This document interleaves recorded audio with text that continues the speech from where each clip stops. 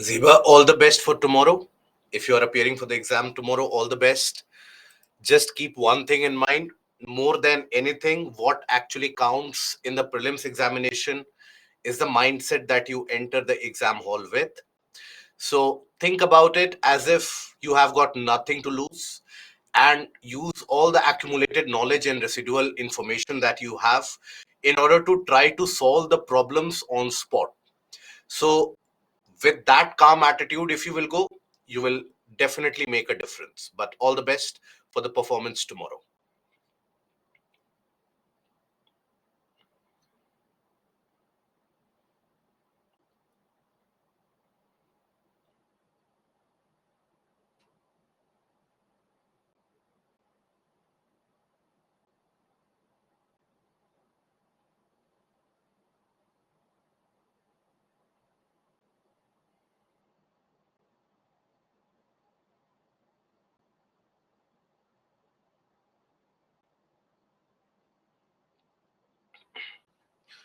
So, hello, good afternoon to all of you, and welcome to Baiju's Exam Prep IAS. Welcome to another session where we shall be carrying on with the portion of soil and we shall be moving ahead into the portion of agriculture soon after. So, before the break, we had analyzed the portions about certain types of soil, the factors which are relevant for the formation of soil, and also the distribution of the major soil types, for example, alluvial soil, black soil, red and yellow soil, which are in existence. These are the soil types that we have basically taken a look at. Now we will be taking a look at the laterite soil. Now, laterite soil, the name in itself is derived from the word later, which basically means brick. So this is a kind of a unique soil type, which will appear again reddish in coloration. You will observe here development of a reddish pattern, development of reddish color. Now this is a particular kind of a soil which gets very, very hard, and it is as hard as rock. But then when you have rainfall, that is when it turns slushy into a kind of a mud. This is absolutely devoid of nutrients and minerals, and it lacks majority of the nutrients and minerals. Now, this is a kind of a soil where you will have a very distinct rainy season and a distinct dry season as well. The necessity of having a dry season is what leads to the hardening of the soil that you find here. So, a distinct rainy season or a distinct wet season when you have. Now, that distinct wet season, basically what it does, if suppose this is the soil. Now, whenever you have very high quantum, very high amount of rainfall which occurs, whenever, let's suppose you have very high amount of rainfall which occurs. Now, what happens is that rainwater, excess amount of rainwater, that will take the nutrients, dissolve the nutrients, carry the nutrients, and carry it to the lower horizons of the soil. And this is a process of the nutrients seeping into the lower region or seepage into the lower horizon of the soil. That is what is referred to as the process of leaching. So here you will come across the process of leaching. Okay, where majority of the nutrients that you find, they will be leached to the lower horizon because of significant availability of rainwater. Now, once the nutrients have seeped to the lower level, now the topsoil will be devoid of any nutrient. And that is when the topsoil in itself will harden. And that is why this is a soil which is used significantly for brick manufacturing. Across the various parts of the country, you observe the brick manufacturing process. Laterite soil is very ideal for the brick manufacturing. So it develops under tropical and subtropical climate with alternate wet and dry season. It is that dry season which induces that hardness. And it is a result of intense leaching due to heavy rain. What is leaching? The process of the nutrients of the soil carried to the lower level, or the seepage into the soil from the top level to the lower level. That is what is referred to as leaching. So observe here, there will be development of a distinct coloration pattern, as majority of the salts, they are basically drained. Majority of the salts that you have, they are drained to the lower level. As a result of that, this is acidic in nature. Why? Because majority of the salts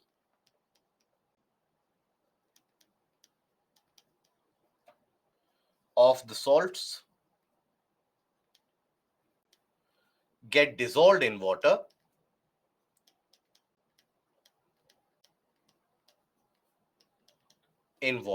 and are drained to the lower extent and drained to the lower horizon.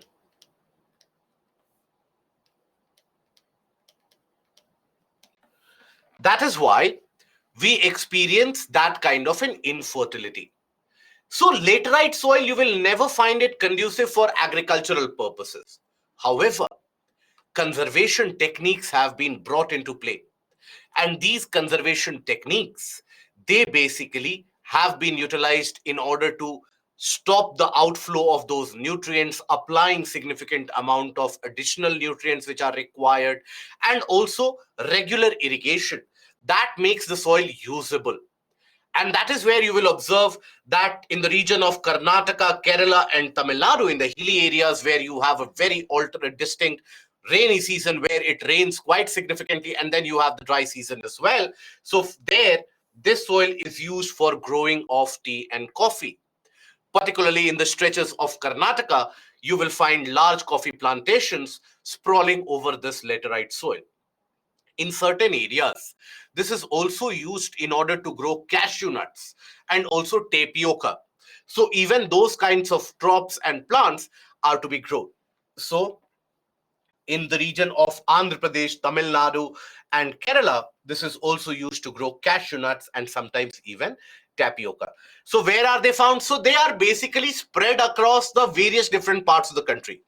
Even in the stretches of Aravali to the south of Delhi, around the region of Delhi Ridge, there also you will find significant pocket of laterite soil developing. Other than that, you will find laterite soil in various different stretches. So mostly in the southern straits, western Ghats region of Maharashtra, Odisha, some parts of West Bengal, and northeastern area. So in all these, there will be a distinct quality that you can observe, and there will be a distinct pattern that you will observe. When it rains very, very heavily, and then it will be followed by a very distinct dry season. So that is where the leaching happens, and that is where the dry season induces that hardness.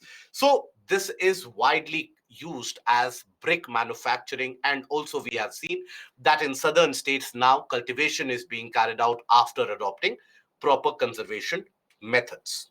Then we have arid soil. Arid soil, arid conditions means you have drier conditions which are prevalent.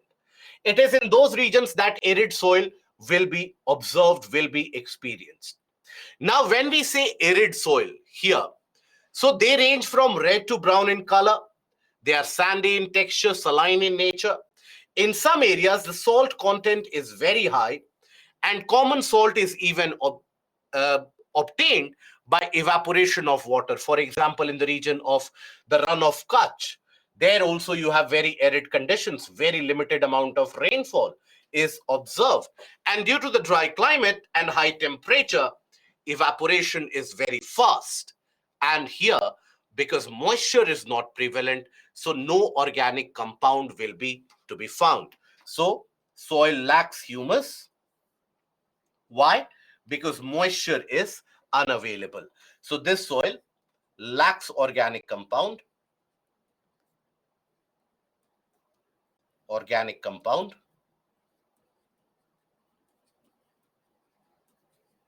due to absence of moisture. Now, why due to absence of moisture there will be no organic compound?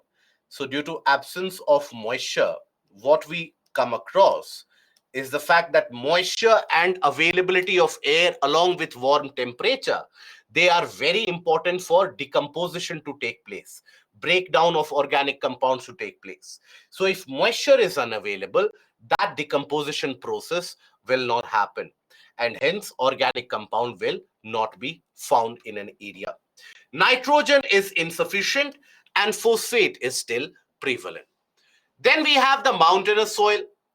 Now, again, as we have seen in the case of forest distribution, in the region of the mountains, the soil also varies from one region to another. And that is because in the region of the mountain, when we talk about a mountainous area, here, the kind of soil that you find at the lower reaches and the kind of soil that you find in the upper reaches, that is going to be distinct. Why? Because the temperature is going to vary. As you move across the height, the amount of rainfall is also going to vary. The amount of weathering and erosion which is carried out will also be very different. For example, here in the bottom portion, you will find significant amount of deposits carried out by the rivers. So that is where here you might end up finding fine-grained soil. But in the upper portion, no deposition will be observed. So even, and not only will the soil be very thin, mostly the mountains will be dominated by rocks, the soil layer will be very thin, and there also infertile, coarse-grained soil will be observed. So here, for example, when you talk about the valley sides, the sides of the valley, again in the lower reaches, you will have loamy and silty soil in nature. In the upper course and in the upper portion of that mountain and hilly areas, you will come across larger grained, coarse grained soil particle. Now, snowbound areas of the Himalayas, they experience denudation, that is erosion and weathering, and are acidic with very low humus content. Humus content refers to organic component which is present. Why is it that the humus content is going to be low? That is because here the temperature is also low. In general, the amount of decomposition or degradation of the organic compound will also be very slow.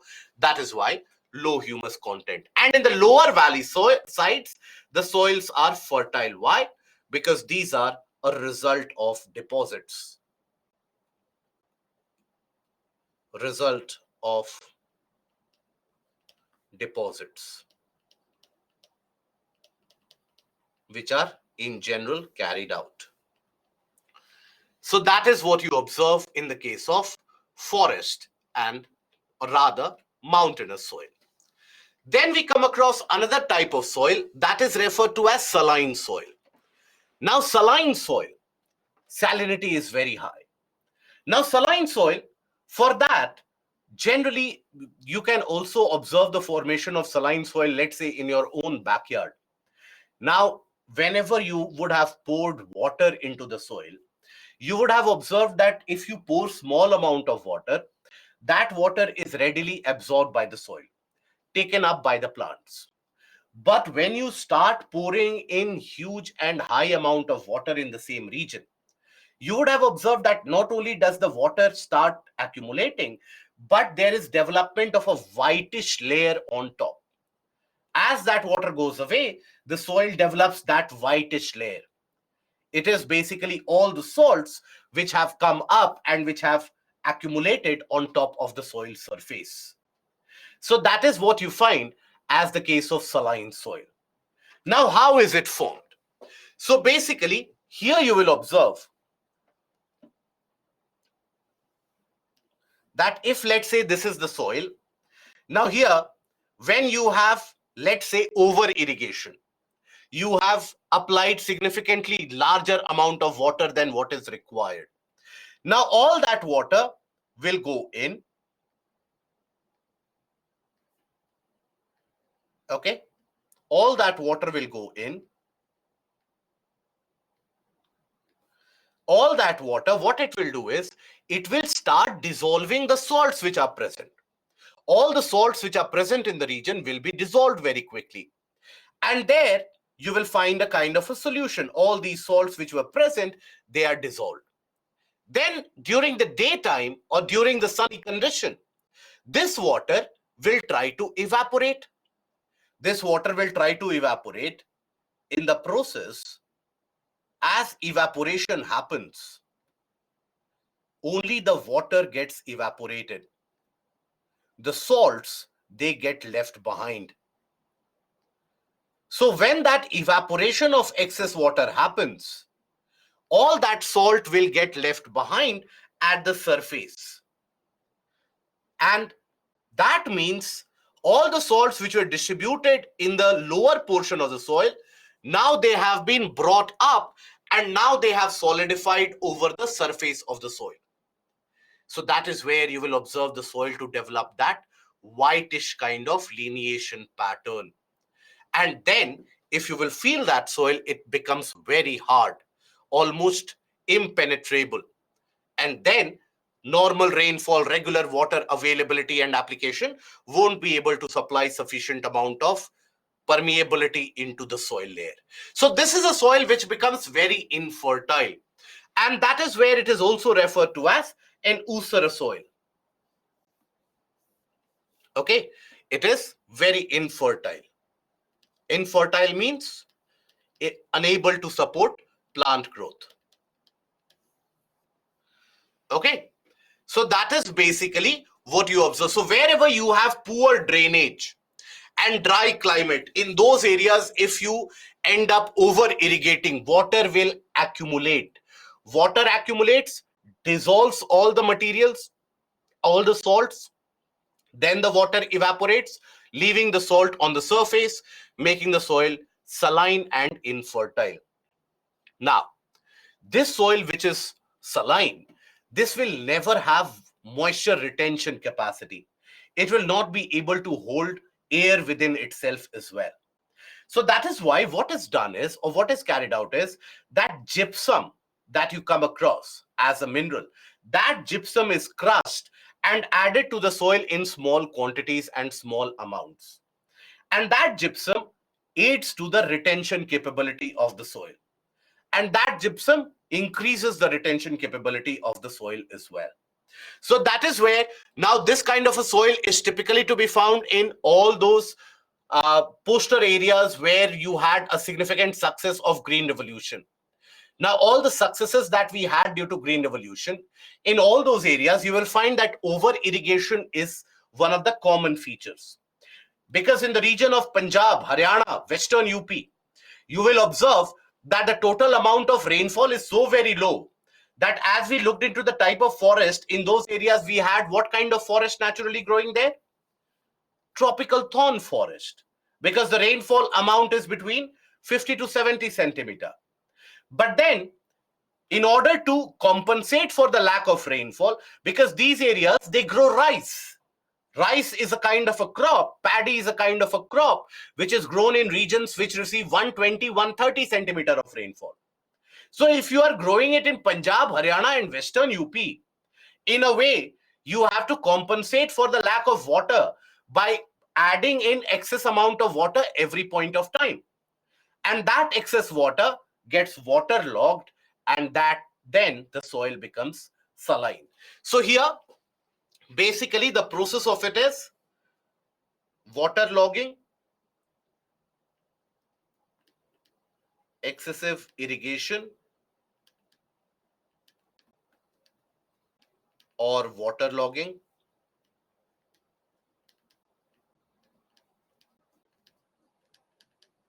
leads to what? It leads to water dissolving, dissolves the salts present.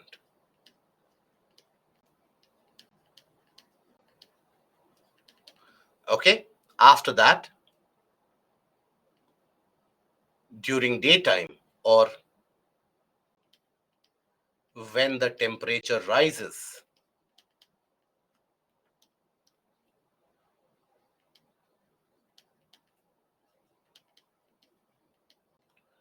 water evaporates,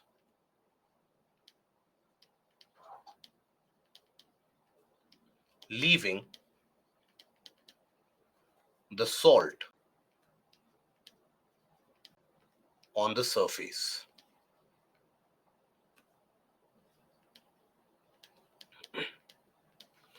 it will leave the salts on the surface.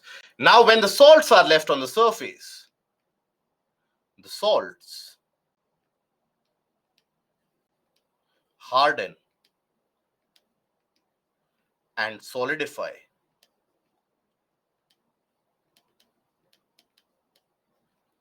to form a thick, impermeable layer.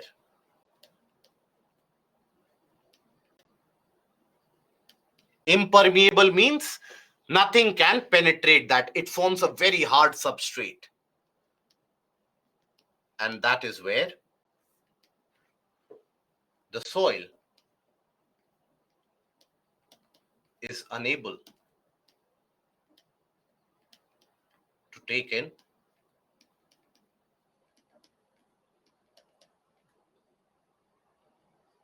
any new or amount of air or water.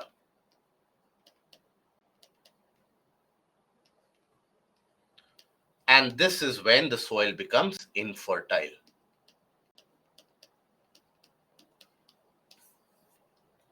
Okay.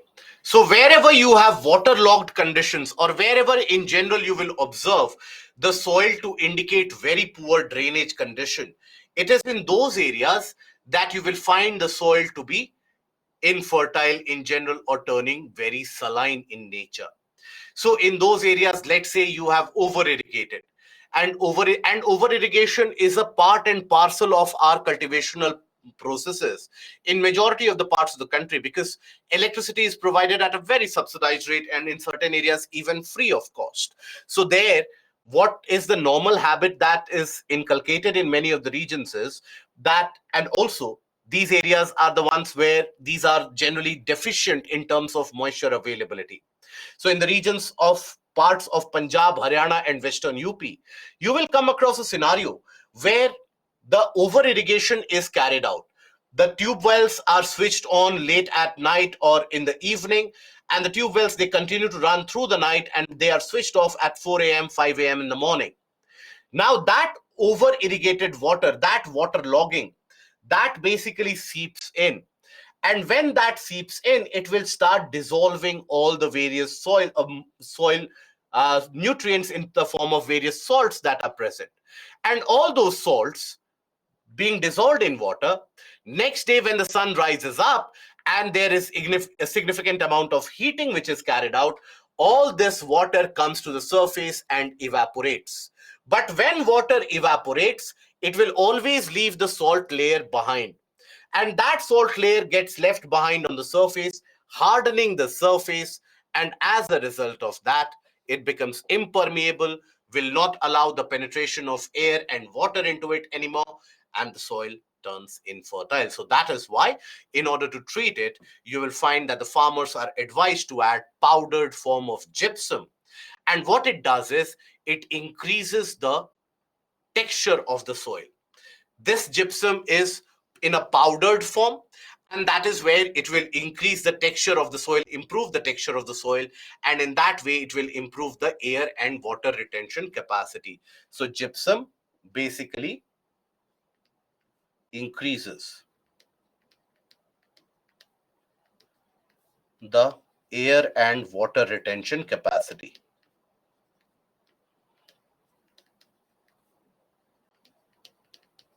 Water retention capacity.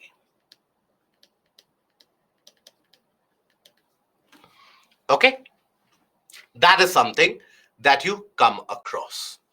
Then after that, we come to the portion of soil erosion. Erosion means something which is removed, something which is taken away. That is what is erosion. So when we talk about soil erosion, when you have agents of nature being able to carry away the top layer of the soil, that is referred to as soil erosion. Now we have seen that almost all the fertility of the soil is restricted to the topmost layer. So if the topmost layer of the soil in itself is eroded, almost nothing will be left behind in terms of fertility. So once the soil is eroded, its ability to support plant growth diminishes drastically. And that is where it is a very disastrous outcome. And it might take another 1,000 of years to form that very fine thin layer of the soil. And for that period of time, that region will be devoid of vegetation. So why is it and when is it that soil erosion will happen? Whenever you will have two factors. Two factors are contributing to soil erosion. First, we have seen in the process of landform development, we have basically looked at the fact that when the speed is very high of any agent of nature, the carrying capacity is also very high. When the speed of movement, let's say of a river, of a wind, anything, when it is very high, it will be able to carry a lot of materials along with it. So similarly, when the speed is high in a region, that river or that wind will be able to carry away the loose topsoil. So first, conditions for erosion. Conditions for erosion, if we consider. So the first condition is there needs to be availability of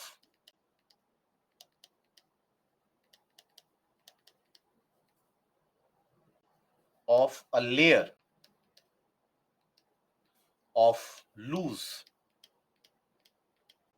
topsoil to be eroded.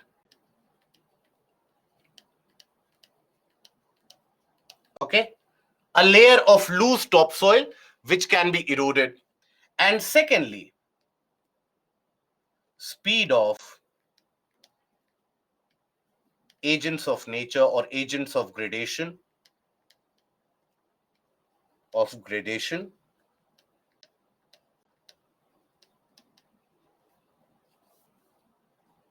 when very high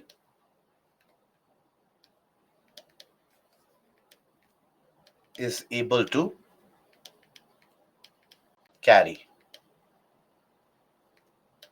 the topsoil. Okay, so that is basically where you will observe the topsoil to be removed. Now, obviously, if you know about these problems, then we can also think about the solution of it.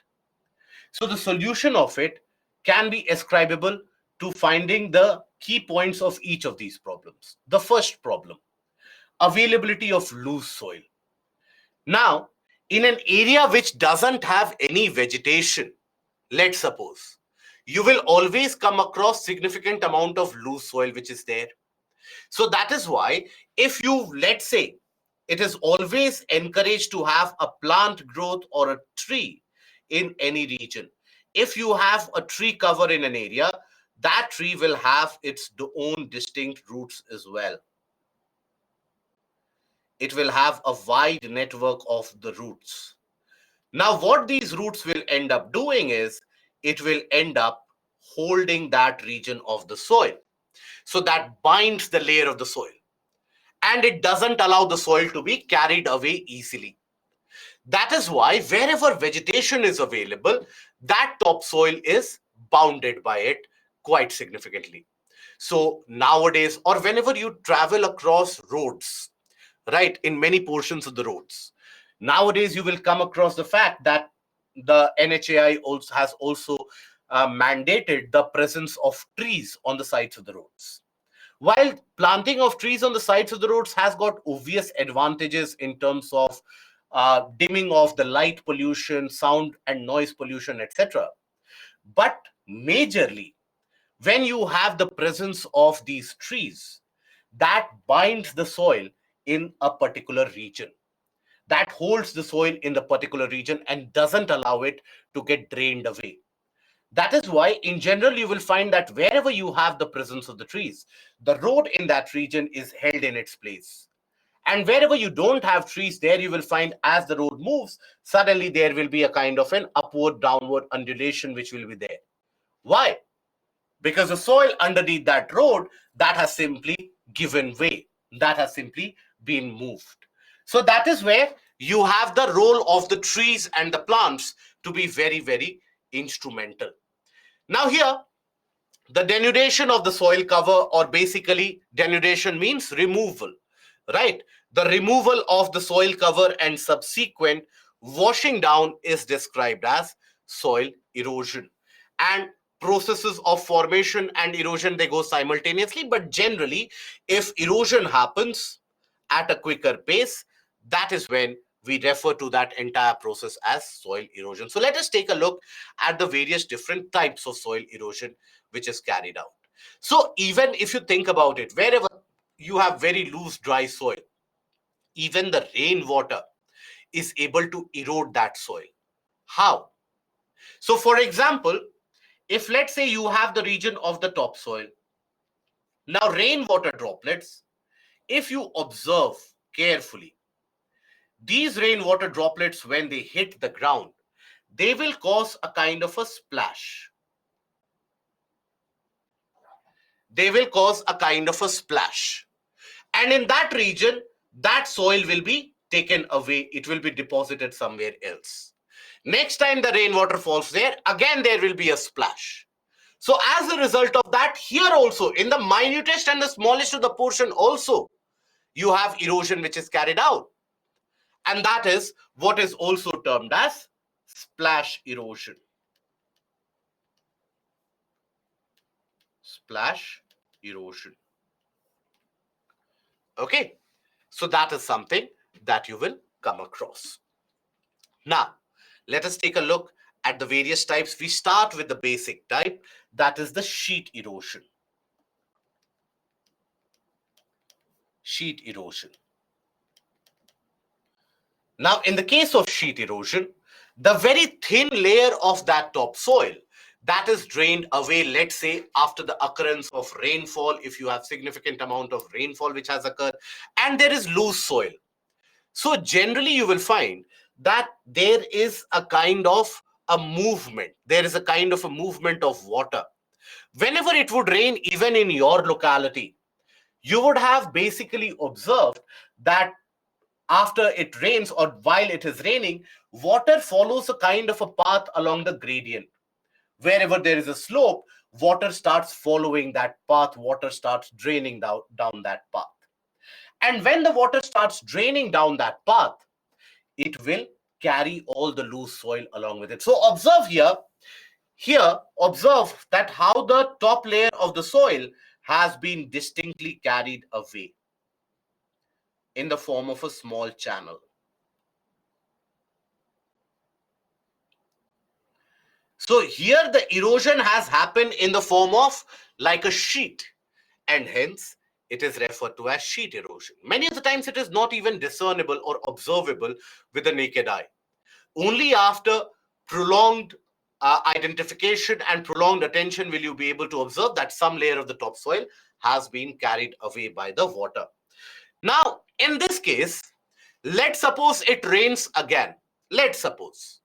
Now, if I ask you that out of this path 1, let's name this path as 1, let's name this path as 2. So when it rains again, what is the likely path that the rainwater is going to take? Rainwater, is it going to take path 1 or is it going to take path 2? Correct? The second case? Yes. So it is in the second case or the second path where the rainwater will start draining, because rainwater has formed a kind of a small moving channel. Now, as the rainwater will now start following this path, what will happen to this particular region? More soil will be eroded. So this will get deeper and deeper. As it continues to get deeper, it forms very narrow depressions, small depressions of sorts, which are referred to as rills. And that formation of rills and these narrow channels which are created, that is also what is referred to as rill erosion. These are narrow channels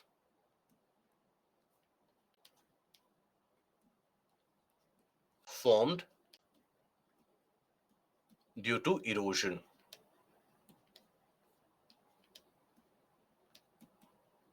Narrow channels which are formed, which are created due to erosion, that is what is referred to as a rill. Now suppose after that, when there is more amount of rainfall in these rills, what happens? It will get deeper, further deeper, and that leads to formation of gullies. So observe here.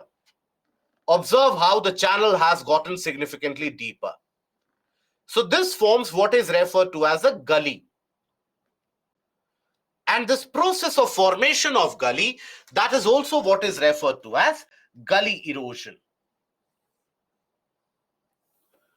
So when you have that gully erosion taking place, the entire land is dissected into many such small divided channels. And that land then becomes almost unusable for cultivation, for agriculture. And that is why the land which is rendered unusable due to that gully erosion, that is what is also referred to as a badland topography. Badland topography. Why badland? Because it doesn't have any significant amount of commercial utility left because of significant amount of dissection which has been carried out by the various gullies which have been created. Okay, so even in significant areas, even these gullies, they will get further more deeper, and when these gullies they become more and more deeper, they form a deeper channel or what are referred to as ravines, and that is what is also referred to as ravine erosion. So generally these will be drier in nature.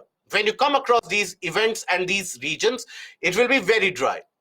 But as soon as there is rainfall, these will be filled with water and the flow of water will be observed. So all this, from all these various gullies and ravines, all that water accumulates, and that is why in the drier regions where this kind of erosion is generally observed, for example, in the region of the Chambal Basin, where this is generally observed, you will observe that suddenly when the rainfall comes, water starts accumulating from all these areas, and the small rivulet which might have existed or a small stream which might would have existed, that suddenly starts over flooding and overflowing. So that is basically the case of gully and ravine erosion. That creates what are referred to as badland topography, typically found in the Chambal Basin. So if ever you get an opportunity to travel, let's say, to the northern and western portion of Madhya Pradesh, particularly in the region of Gwalior, Morena, Bamor, Guna districts of Madhya Pradesh, there you will come across many of these. So if ever in general, people they won't go there as a tourist destination, but in general, let's suppose you get an opportunity to travel from Delhi anywhere, Mumbai, Trivandrum, Bangalore, Hyderabad. Let's say you get an opportunity to travel to any of these areas by train, you would observe that immediately to the south of Delhi, around 3 to 4 hours away from Delhi, you will start observing these badland topographies in existence. And that is what is very prominent across the region of the Chambal Basin. Okay, that is what is a badland topography. Then we have what is referred to as a stream bank erosion. Stream bank. Stream here refers to a kind of a river. So the banks of the river, there also erosion happens. So if suppose, let's say, you consider the river bank, consider the river bank. In areas where the river is moving, especially during the rainy season when the speed of water is higher, if let's suppose there is no vegetation in these areas, no vegetation in these areas, and then there is significant amount of water flow. No vegetation in these areas means the soil is loose. So this will cut away, the river water will cut away, will carry some amount of that soil. So that is stream bank erosion. So observe here, it appears as if this particular region has been carved out by the river. It has been carried by the river, and slowly and steadily the river will carry erosion here also, and all those eroded materials will be supplied to the river channel, will get deposited in the river channel. So what you can do to conserve that? You can conserve or you can plant trees. In the case of many of the Himalayan rivers, what has been observed is that in majority of the cases, as the stream ends up flowing, that stream is able to carry away large chunks of the soil. Many of the cases, even small settlements, they are also carried away by the Himalayan rivers, particularly during the rainy season. So stream bank erosion is very, very prominent in the case of the Himalayan rivers, that too during the rainy season. So very prominent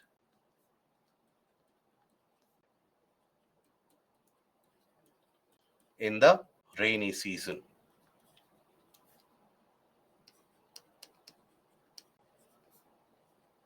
In the Himalayan rivers, and that also during rainy season in particular.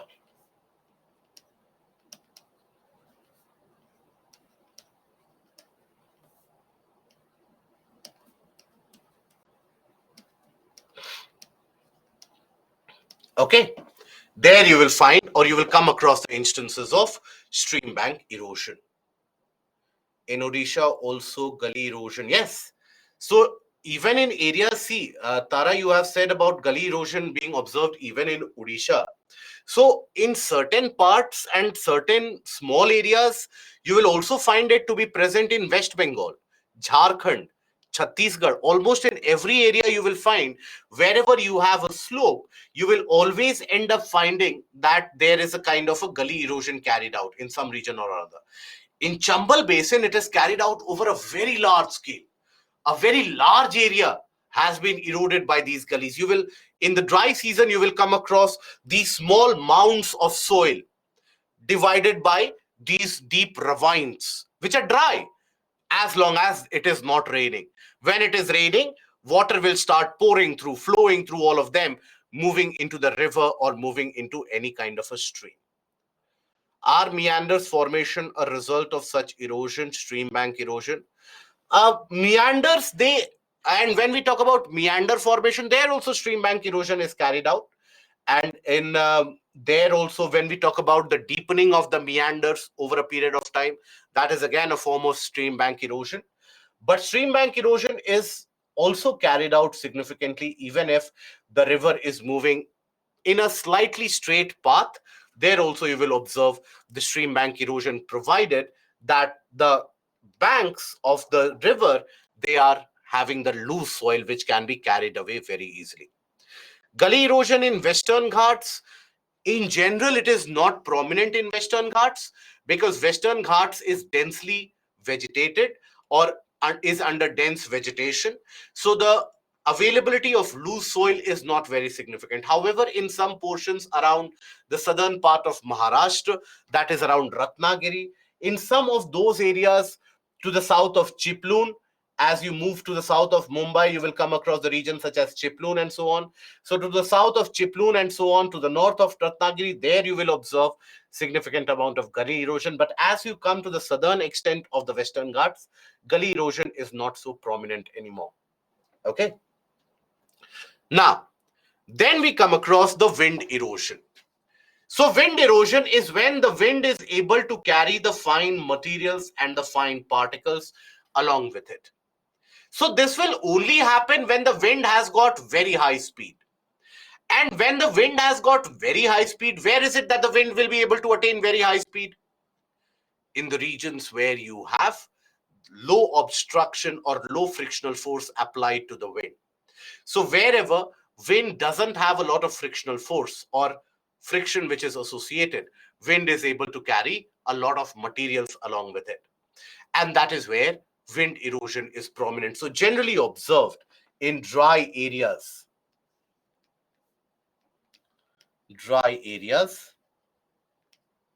where the wind is able to gather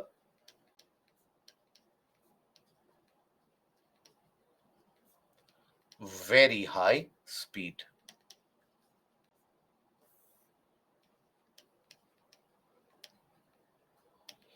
Okay. generally to be observed in dry areas where the speed is very, very high. So in desert, arid and semi-arid regions, that is where you will find the condition of wind erosion happening. So generally, even in areas where there's high amount of grazing, overgrazing activity, there also the topsoil is rendered loose to be carried away. So wherever you have lack of vegetation, wind erosion will be very prominent. Okay.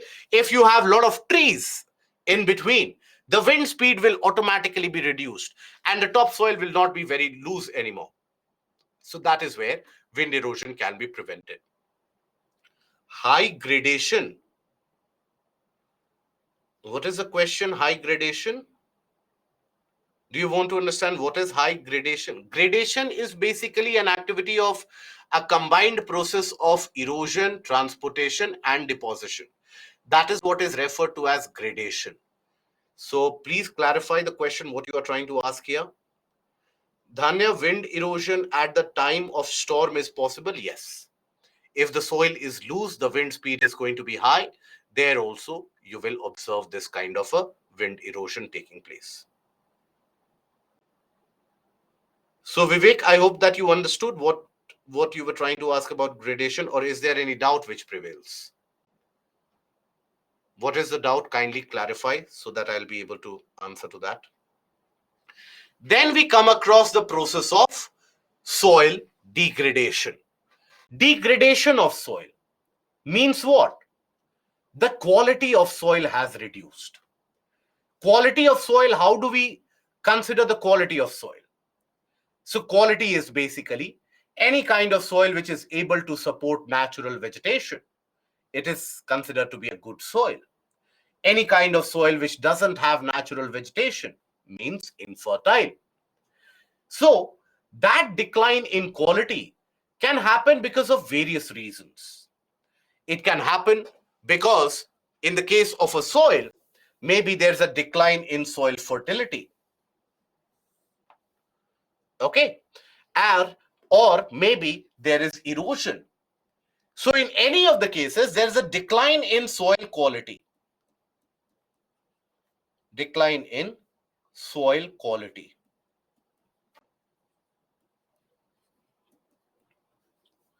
So when we refer to a decline in soil quality, that can be induced either by decline in fertility,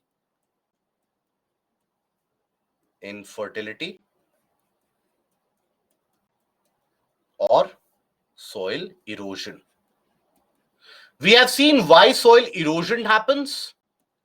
We have looked at the factor of why soil erosion happens. Now, why is it that decline in fertility of the soil will happen, or how is it that soil fertility will be declined? Decline in fertility. First, over irrigation.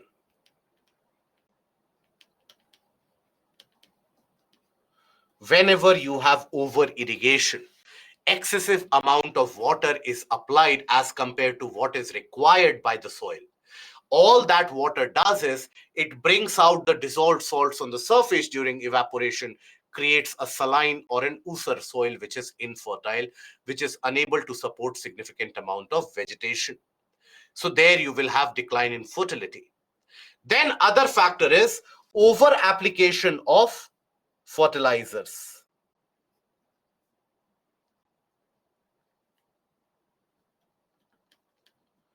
Application of fertilizers. Now this also makes the soil infertile. Now, ideally we have seen that the proportionality of soil fertilizers to be added, that is basically recommended for NPK. The proportionality which needs to be added is to be done in the ratio of 4:2:1. Okay, that is the proportionality of soil to be added. Now here, majority of the fertilizer which is available at a very subsidized rate is what? Is urea. Urea is supplied at a very subsidized rate across the various parts of the country. Now, as a result of that, what you will find the farmers doing, particularly in the region of Punjab and Haryana, you will be appalled by the rate at which these fertilizers are applied. There was a survey which was carried out about the soil health by Down to Earth, and it was found out that in certain regions of Punjab, this was close to around 36 is to 8 is to 1. So that means for one amount or 1 unit of potash, you had almost 36 units of urea which was added. The situation of Haryana was not different either. In Haryana, it was found to be close to around 27 is to 6 is to 1. So that much amount of over application of fertilizers is happening. And many of us, we do that due to lack of awareness. And lack of awareness basically is in the context of that the common thinking, the common perception in many of the cases is that, look, soil requires nutrients. Let us give it more nutrients. Last year I applied 2 kg of urea. I got 40 kg of wheat. This year I will apply 200 kg of urea. Maybe I will get 4,000 kgs of wheat. So that is where the entire logic of it fails the application in terms of what is required by the soil. So that is whatever is available at the cheap rate is applied. Now, what this does immediately, that excessive amount of fertilizer, it will kill away immediately all the various microbes, microorganisms, and organic nutrient of the soil. It will be killed off immediately. And that will lead to a sufficient and substantial decline in soil fertility. At the same time, when you apply fertilizers, there is also a requirement to apply significant amount of water in order to digest that fertilizer. So that also brings about the problem of over irrigation along with that. Other than that, why is it that the decline in fertility is happening? Continuous growth of rice wheat cycle.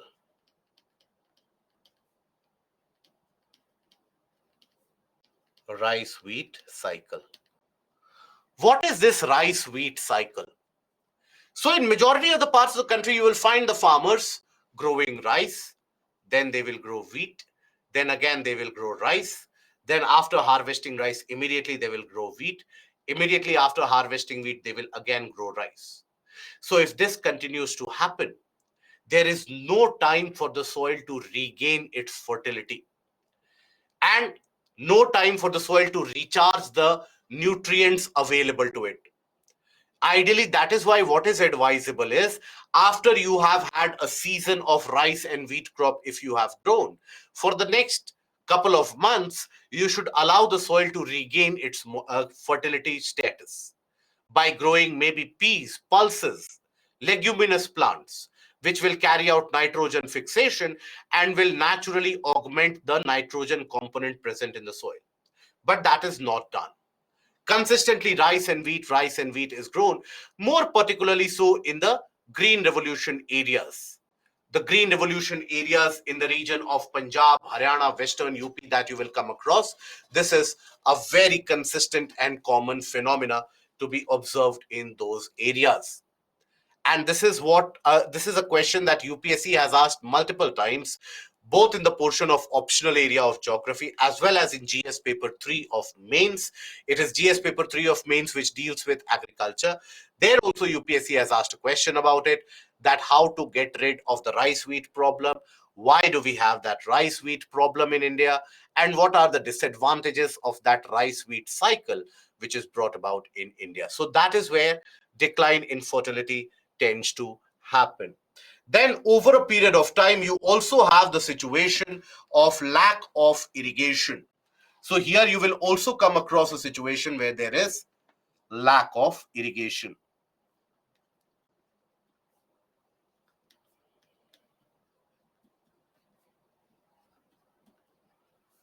in cultivated areas.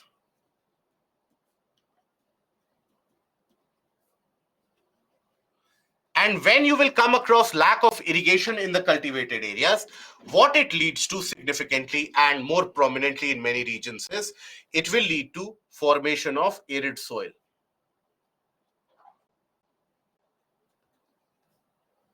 Arid soil is formed.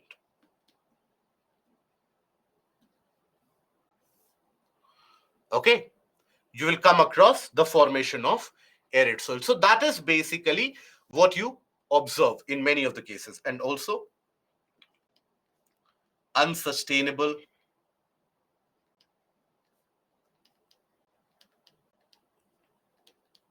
farming practices,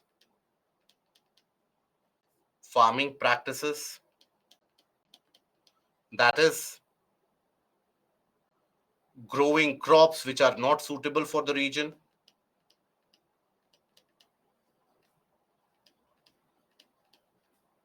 which are not suitable for the region,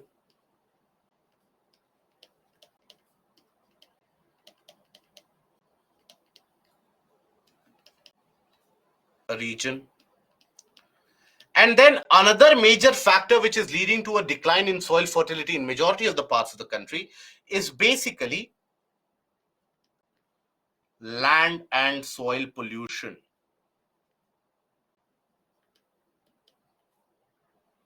Land and soil pollution. So in a particular region, when you dump out the waste in an area, that waste will get compressed from the weight on top, from top, and that is where all that waste will start to liquefy. It will end up leaching into the soil, making the soil unproductive and infertile in the long run. So that is where even land and soil pollution makes the soil infertile for a very long time, puts it out of circulation. And there, once you have the degradation which has occurred, that slowly can carry out desertification. So when we talk about desertification, what do we understand by deserts? So deserts can be considered to be those areas where you have almost negligible kind of soil productivity, right? Where you don't have any amount of plants, etc., which are supported there. So that is desert. So when we say desertification, it can be understood in two different ways. First is expansion of the existing desert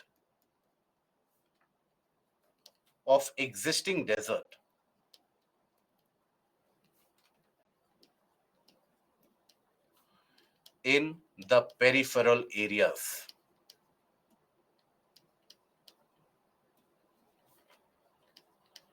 In the peripheral regions.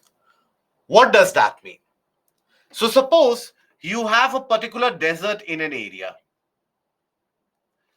Now, in a desert, the wind velocity will be very high because there will be no frictional resistance offered to the wind by any tree or any such kind of obstruction. So wind velocity will be high in the desert. Now that high wind velocity will be able to carry significant amount of the sand particles and will start depositing them in the vicinity here.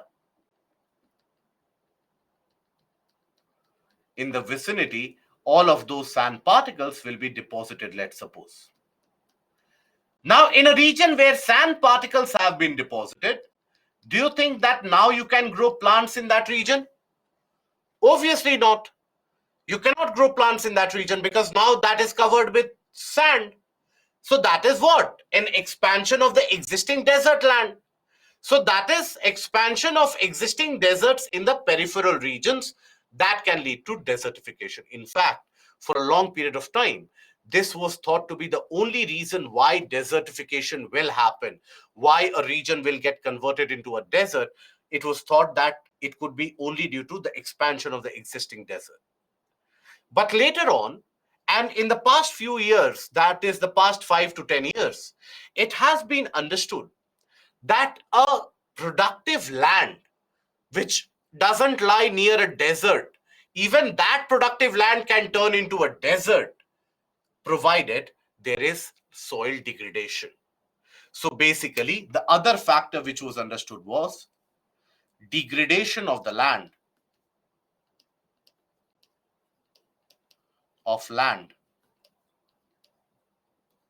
can lead to desertification.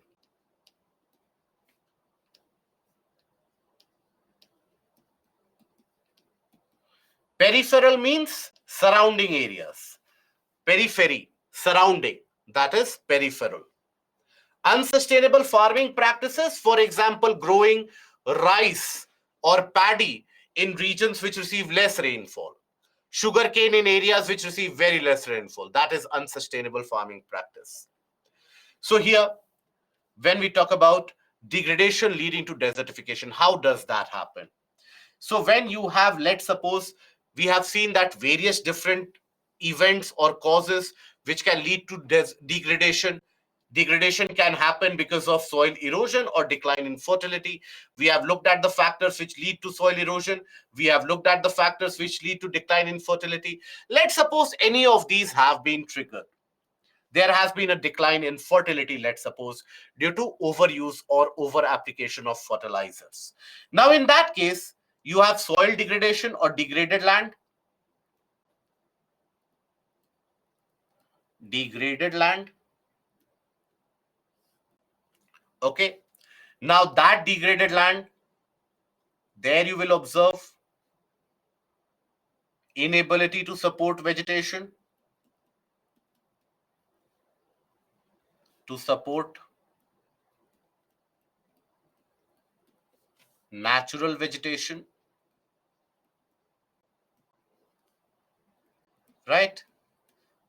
Now, that degraded land or degradation can happen because of any reason. Maybe pollution, maybe anything, right? So, inability to support natural vegetation, as a result of that, land is left barren,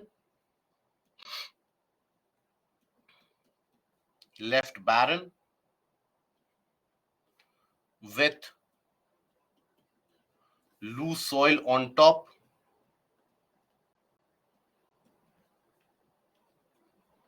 Due to, why do you have loose soil?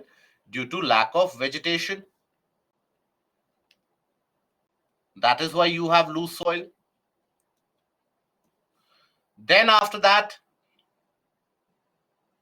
if you will observe, you will also come across a scenario where once that top loose soil is available, then topsoil is eroded,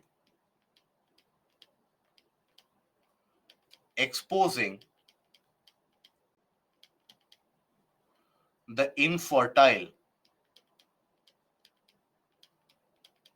bottom layer of the soil.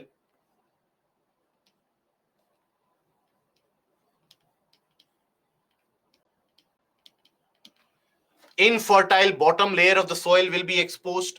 Now, after that, let's suppose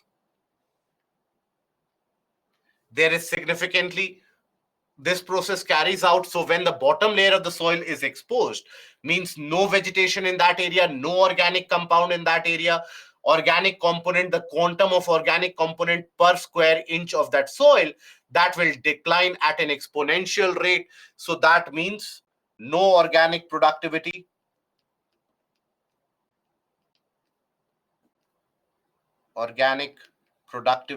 in the soil.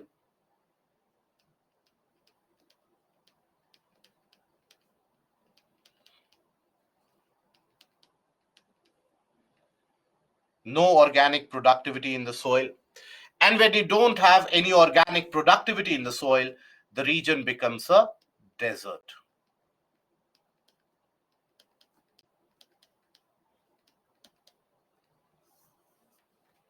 There is desertification which happens. This is being observed. Example, being observed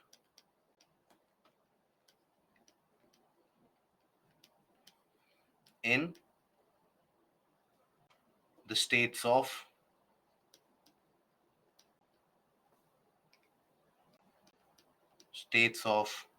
Haryana, Punjab,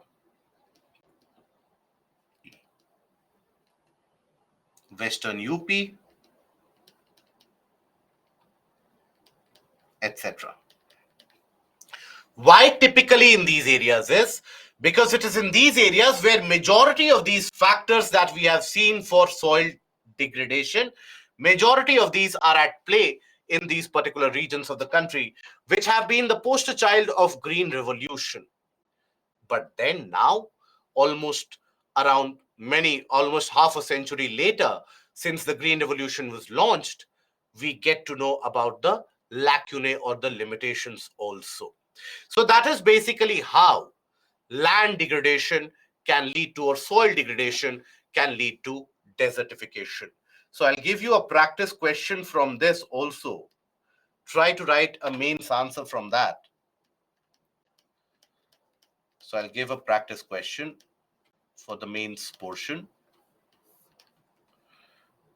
So, soil degradation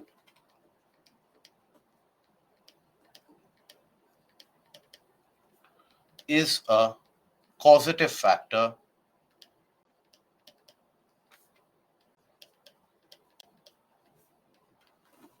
for desertification.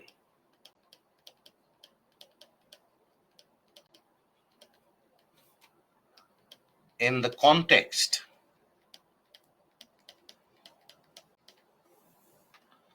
of the above statement,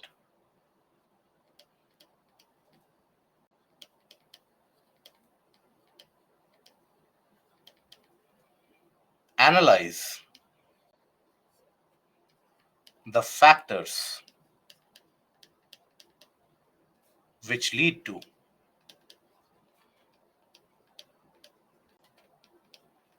degradation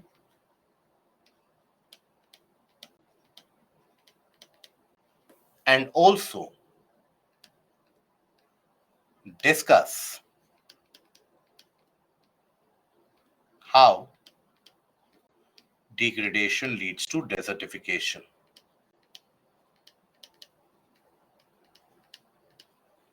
Leads to desertification.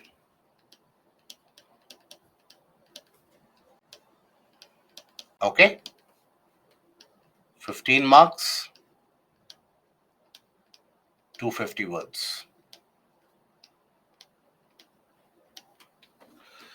So if you get these kinds of questions, basically, how would you explain that? How would you write an answer about that? So in the introduction itself, here you have to understand that the question is a statement format. So in the introduction, never repeat the statement. When you repeat that statement in the introduction, it gives an image to the evaluator that you are dallying around the point. You are not sure about the answer also. So when you are writing the introduction of it, always end up framing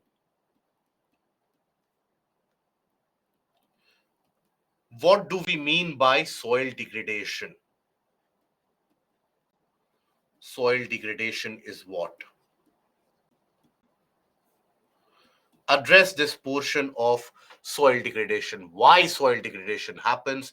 What is this soil degradation? When is it observed? All that factor you have to talk about. Okay? In very brief, the factors of it we will talk about in the body, but in the introduction, what do we refer to soil degradation? So, overall decline in the quality of the soil in order to support the natural plant life and organic growth, that decline is what is referred to as degradation in general. Now, that can happen because of either erosion in the topsoil or the decline in fertility.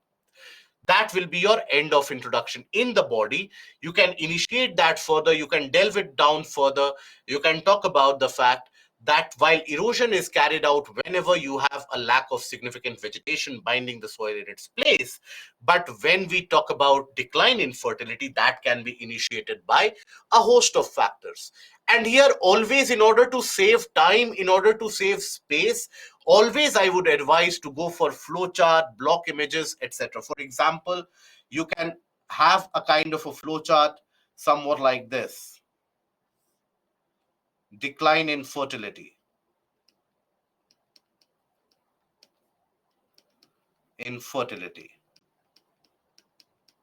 Now that decline in fertility can be caused because of various factors.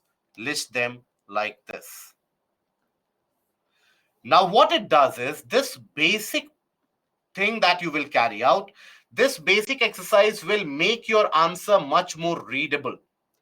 Okay, this basic answer not only will make it much more readable, it will save your time quite substantially. And for the evaluator, it will be less laborious. He will be able to look at it in the first point, that okay, what you have written. Okay, so that will always end up increasing the amount of marks that you get. Always, regardless of come what may, it will increase the marks that you get. So use these techniques and tricks not only for geography, but for the other subjects as well. And that is where you will benefit.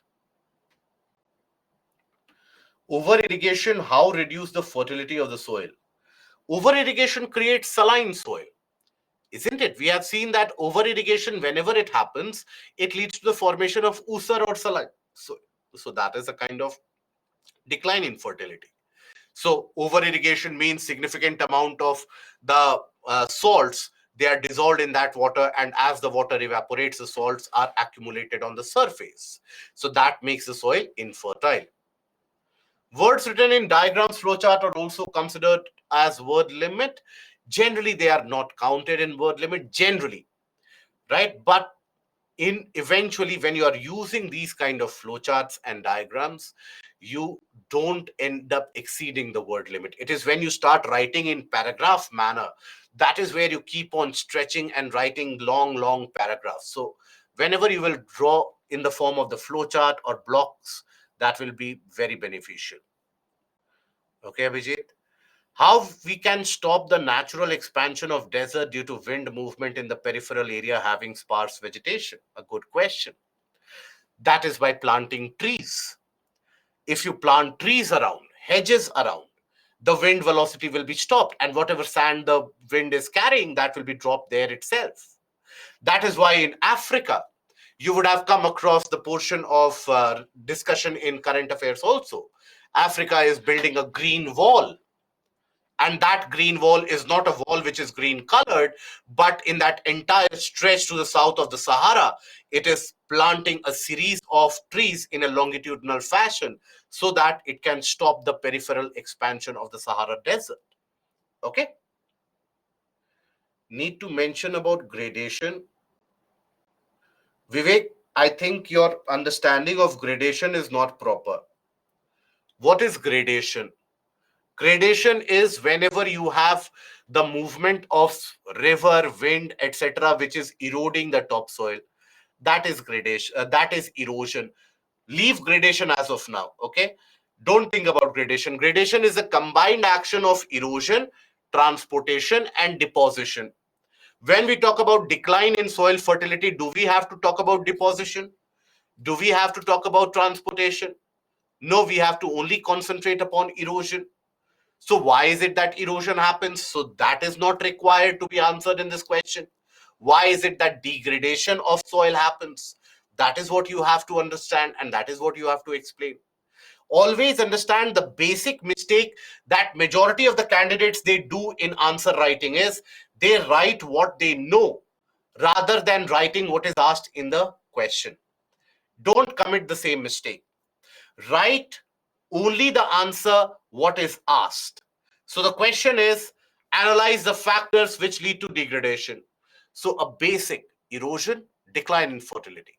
What causes erosion? Lack of soil cover, very strong speed of the agents of nature or agents of gradation. That's it. Is that understood, Vivek? Okay, good. Now we know what is causing to or what is leading to the degradation or decline in soil quality. If we know about the reasons which are leading to decline in fertility, we automatically will be able to deduce how to conserve soil. So when we talk about conservation of soil, it is to prevent or maintain the soil fertility, and also to conserve the soil. and prevent soil erosion. Maintain fertility and prevent erosion at the same time. That is what is soil conservation. Okay. So how do you prevent soil erosion? Soil erosion is caused when the agent of nature has got very high speed and there is no vegetation and there is topsoil which is available in a loose manner. So how do you prevent that? By bringing the areas under vegetation, afforestation, reforestation. If you carry out, topsoil will not be available as loose. Now in the farmlands also, during the dry season, many of the farmers, you will observe, they would have harvested wheat in the month of March and they would plant rice again in the month of July. So for those 2 to 3 months, basically you will come across a scenario where the land is barren. Now the land is barren means the topsoil is exposed and that topsoil is prone to getting eroded significantly. So that is why what can be done is, in those months where let's say you are not growing any kind of such food crops, go for cover cropping. What is cover cropping? Cover cropping is that you have covered the topsoil. By any factor which is possible, you have covered the topsoil. That is what is referred to as cover cropping in general. Okay. So you can grow maybe you grow vegetable, maybe you grow the flowering plants in a region. Whatever you can do it so that the topsoil is not exposed. As the famous soil conservationists will tell you, that exposure of topsoil is very akin to, let's say, you have a wound, a cut mark, or a cut which has occurred on your flesh. Now, do we leave it exposed? No, because if we leave it exposed, all the bad things can happen there. There will be pus development, there will be infection, everything can happen. That is why you always cover the wound, isn't it? Soil has to be treated in the same way. Never should a soil be left exposed out into the atmosphere. When the soil is left barren and exposed, there are multiple things which happen. For example, during very hot days, very sunny days, there is so much amount of heating that the soil will lose all the moisture. And think about it very logically. If the soil loses the moisture, the microbes and the organic component in it, will it be able to sustain itself or will it start declining? What do you think? Always, in the lack of moisture, the organic activities, they will initiate a decline. They will signify a decline. Many of the small microbes which are present, they will start to die off. When there is excess rainfall, the topsoil can get drained off. That is why topsoil needs to be covered, either by maybe regulated forestry, maybe cover cropping, crop rotation. Crop rotation is carried out to do what? Crop rotation is carried out in order to help the soil regain the fertility that it has lost. So, for example, after rice, maybe you grow pulses. Pulses, they allow natural nitrogen fixation. They will fix the nitrogen which is present in the atmosphere to the soil. So the soil will be able to regain its fertility.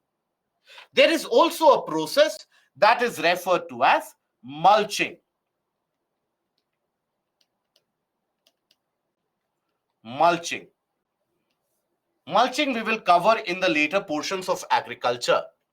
But when we talk about mulching, it is basically when the topsoil is covered by dried leaves, dried straws, dried twigs, anything that you get.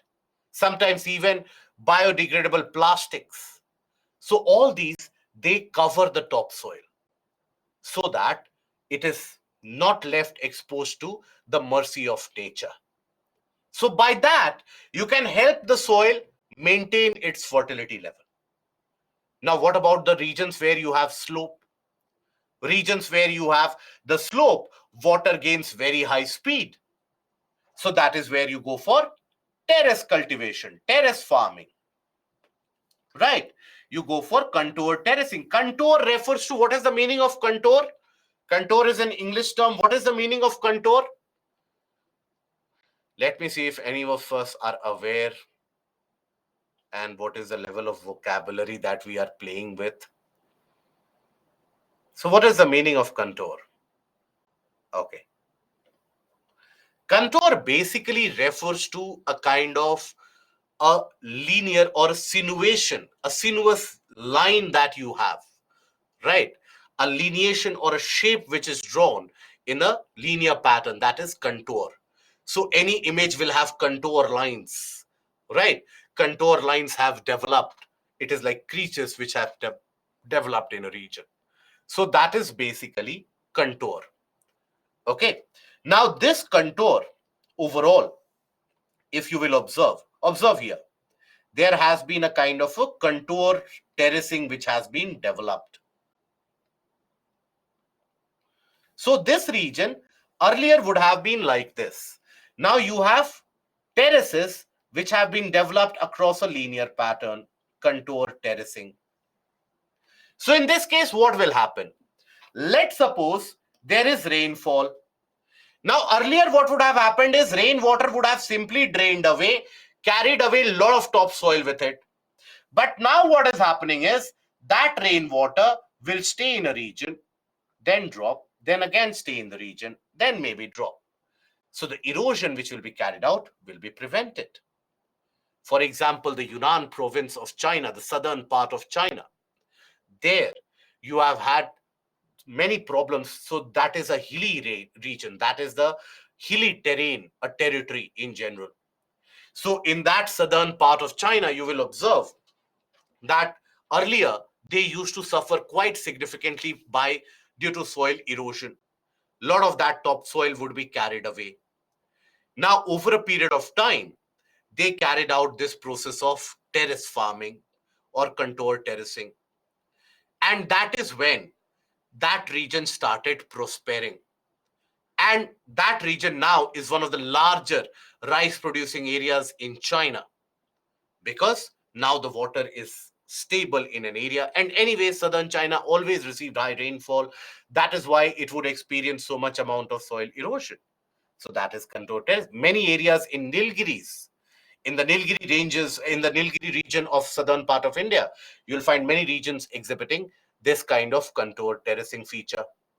Then, for example, you will also come across contour terracing in the regions of northeastern portion, in the hilly areas around Assam, even around Sikkim, Darjeeling, wherever you have tea cultivation across the hill slope. In order to prevent the speed of water, there is a terrace which is done or which is carved out. That is basically contour terracing. Then you have contour bunding also. What is a bund? A bund is a kind of a physical barrier which is constructed. It is a kind of a physical barrier. So suppose if we have again a sloping area. Now if this region receives rainfall, what will happen? All that water will drain with great speed. It will carry the topsoil along with it, isn't it? So what is done is bunds are built. Bunds are basically nothing but physical barrier. Terracing means building terraces, step-like feature. So if, let's say, this is the slope, you cut it out and you build terraces here, right?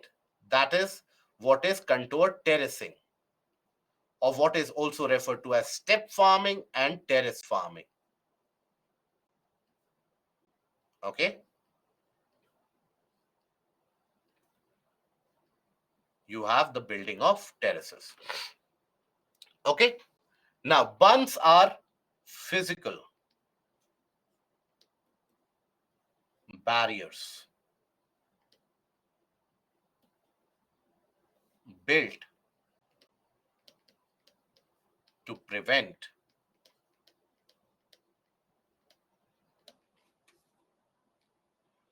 the flow of water.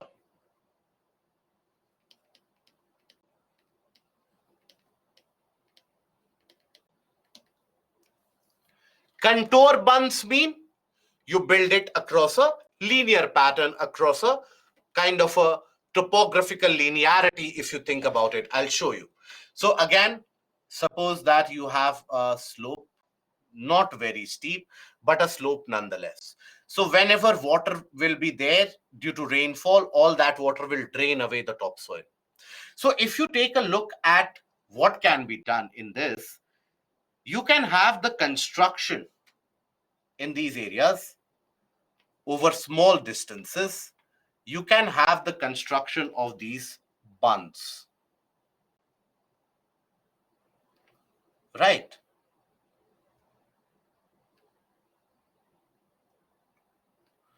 You can have the construction of these small bunds. Now, what is also done is that before these bunds, a ditch is dug. A ditch is also dug. Now, when the water tends to flow in this area with a significant velocity, let's suppose the water is flowing, that water will be stopped by the bund. That water will end up accumulating here also. It will stay for some time. Now, then that water starts penetrating into the lower regions, right? So that will also, so if let's say water is so much that it overflows that bund, if it overflows, then it will be caught by the second ditch and bund. So here again, water will stay here. So it will again recharge the groundwater. So from a front view, if you observe, let's suppose a region having a kind of a hilly portion like this will have the presence of these bunds in this manner. These bunds, they will stop the flow of water from happening. So if water is flowing like this, that water will be stopped here. Maybe it overpowers that bund and then again starts to flow, but it will be stopped here also. Then again, maybe overpowered to flow. So that is how overall the speed is reduced. And once you manage to prevent the speed, once you manage to reduce the speed, then what will happen? You will be able to prevent erosion, because erosion happens why? Whenever the speed of water is very fast, there will be significant amount of erosion which will happen. So if you carry out these construction of these temporary bunds, which are simply physical boundaries which are constructed, you will provide a slow, a kind of a braking mechanism for the flow of water. This will reduce the speed of flow. Is that understood? Any issues that we have? Good. Very good. So that brings us to the next portion, that is the portion of agriculture. But before moving into agriculture, we'll take a break and then we'll be back after that, after the break, and we'll carry out the process of agriculture. So we take a break for 15 minutes and then we'll be back after that. And we carry out this process, particularly relevant both for your prelims as well as mains exam.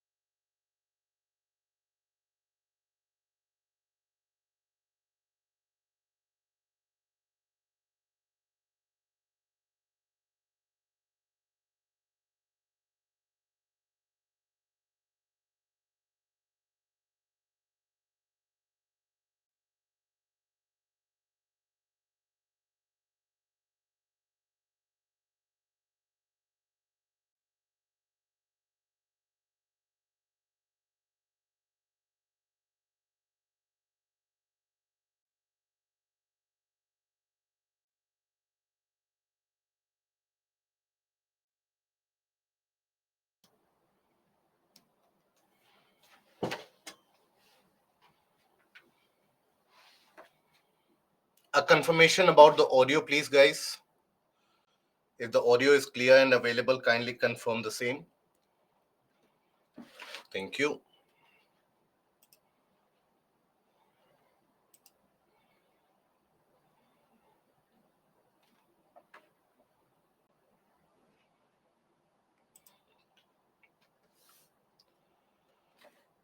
Sai, bunds are basically, when we talk about bunds, these are your artificial barriers made out of soil, stones, etc. That is what is used for the construction of these bunds.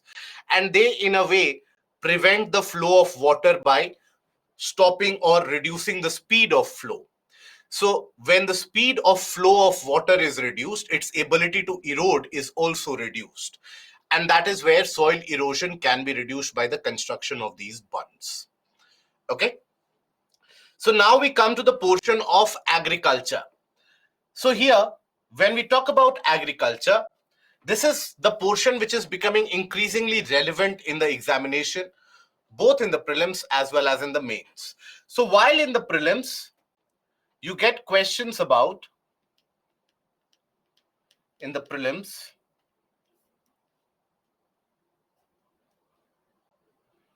types of cropping pattern,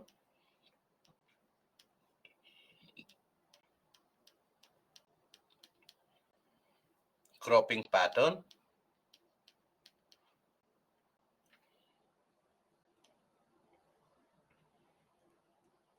then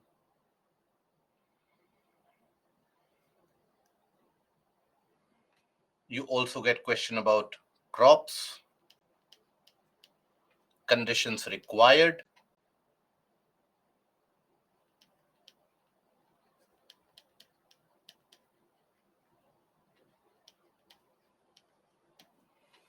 okay, and also newer methods of irrigation,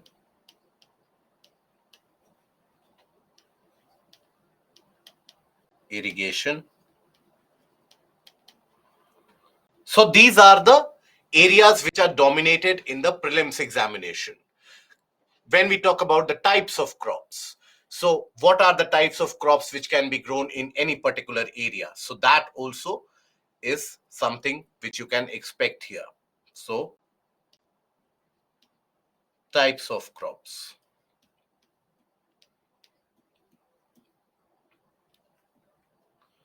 water efficient ones,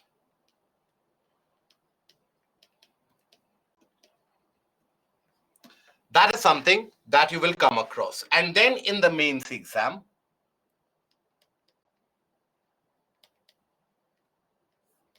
you get questions from the regions of issues in agriculture,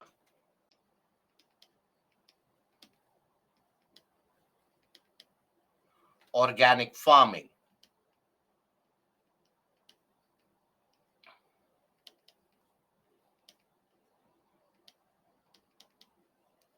okay? Then for the aspects of issues in irrigation, increase of farm income,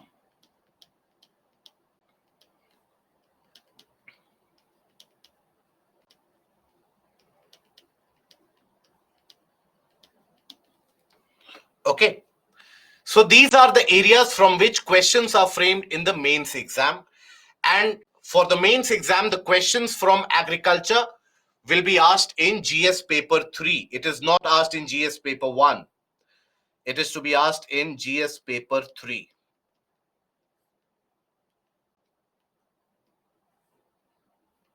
Okay. That is where you get these questions. So in GS paper 3, generally you will get close to around 30 to 40 marks.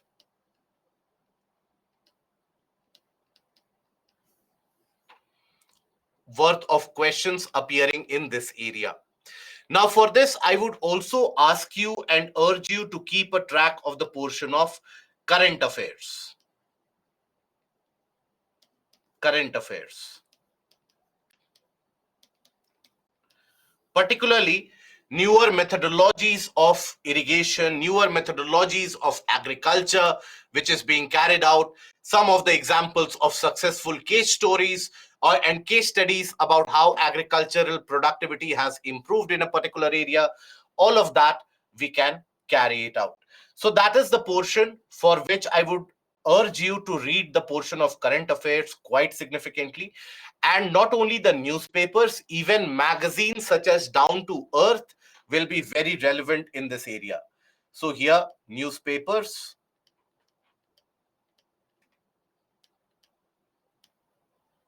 plus Down to Earth magazine.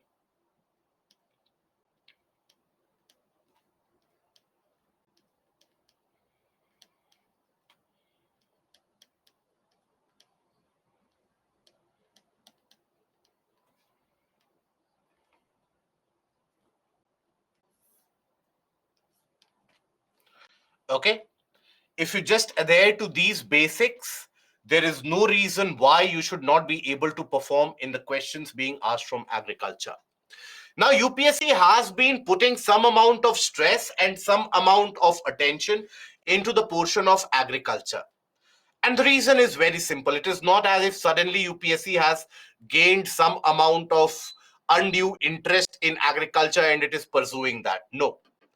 UPSC is asking questions from agriculture for the past 5 to 10 years in significant proportion, and it has increased quite prominently, is because agriculture is in news.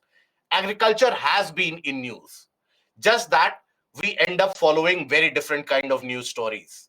When we talk about any area experiencing, let's say, a farm unrest, now majority of the news headlines, they will hog the political limelight, that which political party has said what, which political party is responsible for what kind of farm unrest, etc., etc. But UPSC, what it does is, it is not interested in those political connotations. Okay. UPSC presumes that as a matured candidate, you will have a worldview which is neutral, which is not biased towards any kind of political opinion. You have to be objective, and UPSC will ask you, or will rather expect from you as a candidate, to be knowing the very basics, that if there is an unrest happening in region, why do you think that unrest is happening? Even that question won't be asked, but the reasons will be asked. For example, in the region of Punjab and Haryana, you have a significant amount of rice wheat cycle which has been carried out for many decades now. As a result of that, the soil productivity is reducing, due to which the soil fertility is reducing, due to which the farm income is reducing. So UPSC will ask you, what are the disadvantages of the rice wheat cycle? UPSC will not be concerned about what political party has leveled what kind of allegation against what political entity. UPSC is not at all concerned about that. So that also gives you an information and an idea about what kind of news articles you have to follow, and what is it that you have to study in the portion of current affairs. Many of us, in the name of current affairs, all that we end up studying is the political masala which goes on across the country. That this leader has said something about that leader had said something about that XYZ leader, and we get entangled with that. UPSC is not concerned with that. UPSC expects you to rise above this, and then take a holistic approach and a holistic view about what is happening, what is the cause of this problem. So, with that aspect, and with that perspective, we will start the portion of agriculture. Now, when we talk about agriculture, so from a long period of time, ever since your childhood days, you would have studied that India is an agrarian country. Remember the first time that you would have had to write an essay in your school, maybe in your class 4th or 5th standard, about country India. I'm sure you would have also written that particular sentence, that India is an agrarian country, meaning an agriculturally dependent country, meaning agriculture is dominant. But agriculture has not been dominant since yesterday, day before yesterday, or the past year, or the past 10 years, or the past 100 years. Agriculture has been dominant on this land for millennia altogether. Even when you study the portion of Harappan civilization and the civilization of Indus Valley, you will come across the various different crops such as millets, such as cotton, such as rice. All of that is also to be grown. Now, historically, we have been a kind of a self-sufficient country in terms of agricultural productivity. Whatever we have produced, we have managed to consume that, or in the other way around, whatever we consume, whatever is our requirement, we produce that much. So that is something that India had always experienced. Sustenance. Sustenance means growing something for own requirement. And that is how agriculture was progressing significantly till the Britishers came over. Now, during the time of the British rule and the British Empire, at that point of time, impoverishment of agriculture started taking place. That is because during the British rule, as per the policies of the British government, the farmers, they weaned away from growing all the crops that they required, and they started growing certain cash crops. And then they were completely at the mercy of the British to give them the relevant money and to carry out the purchasing of the food grains that they require for their own family. Now, anywhere in the process, if the chain of giving money was broken, the farmer would be impoverished. And that is when the bad phase of Indian agriculture and Indian farming came over. India experienced very severe famines. Famines basically refer to a significant shortage of food supply when you don't have enough productivity and the crops end up failing. So India experienced significant number of famines, and thereby you also had a situation where many people, they died out of starvation. Think about it. In the 1700s, you had the infamous Bengal famine. In the 1800s, many parts of the country experienced famine. As late as 1943, when again the infamous Bengal famine struck, the famine of 1943 basically. At that point of time, it is estimated close to around 20 to 30 lakh people, they lost their life because of starvation. They did not get the supply of food. Now, it is in that state that we achieved independence.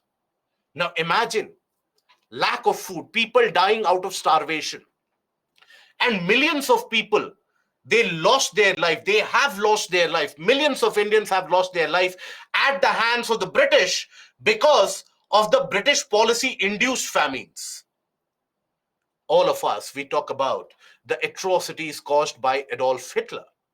There is no way in which you can trivialize the atrocities. Those atrocities were devastating. It led to the loss of life of around 5 to 6 million people in that region. But then the British induced famines claimed a lot more life, and a lot more Indians, they lost their lives. Now, when India became independent in 1947, India already had a large population. India already had a lot of people who were dependent on food, but India did not have enough food production. So immediately after independence, the priority of the newly independent country was to secure food supply and to ensure that a starvation or the famine to the level of 1943 doesn't repeat itself.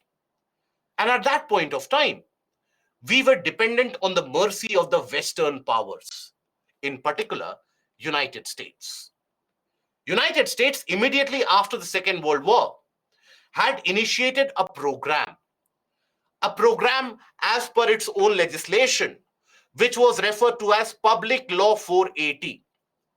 Now, as per the legislation of Public Law 480, which was passed by the US Congress, United States government basically was bound or was not actually bound, but it would supply food grains to the third world countries of that point of time, the least developed nations. And they would provide that aid. So India was dependent on that aid. So much so that when a ship carrying grains, when a ship carrying, let's say, wheat, that would land on the Indian shores, immediately it would make the front page news headlines that now wheat has come. Now availability of food will be easier.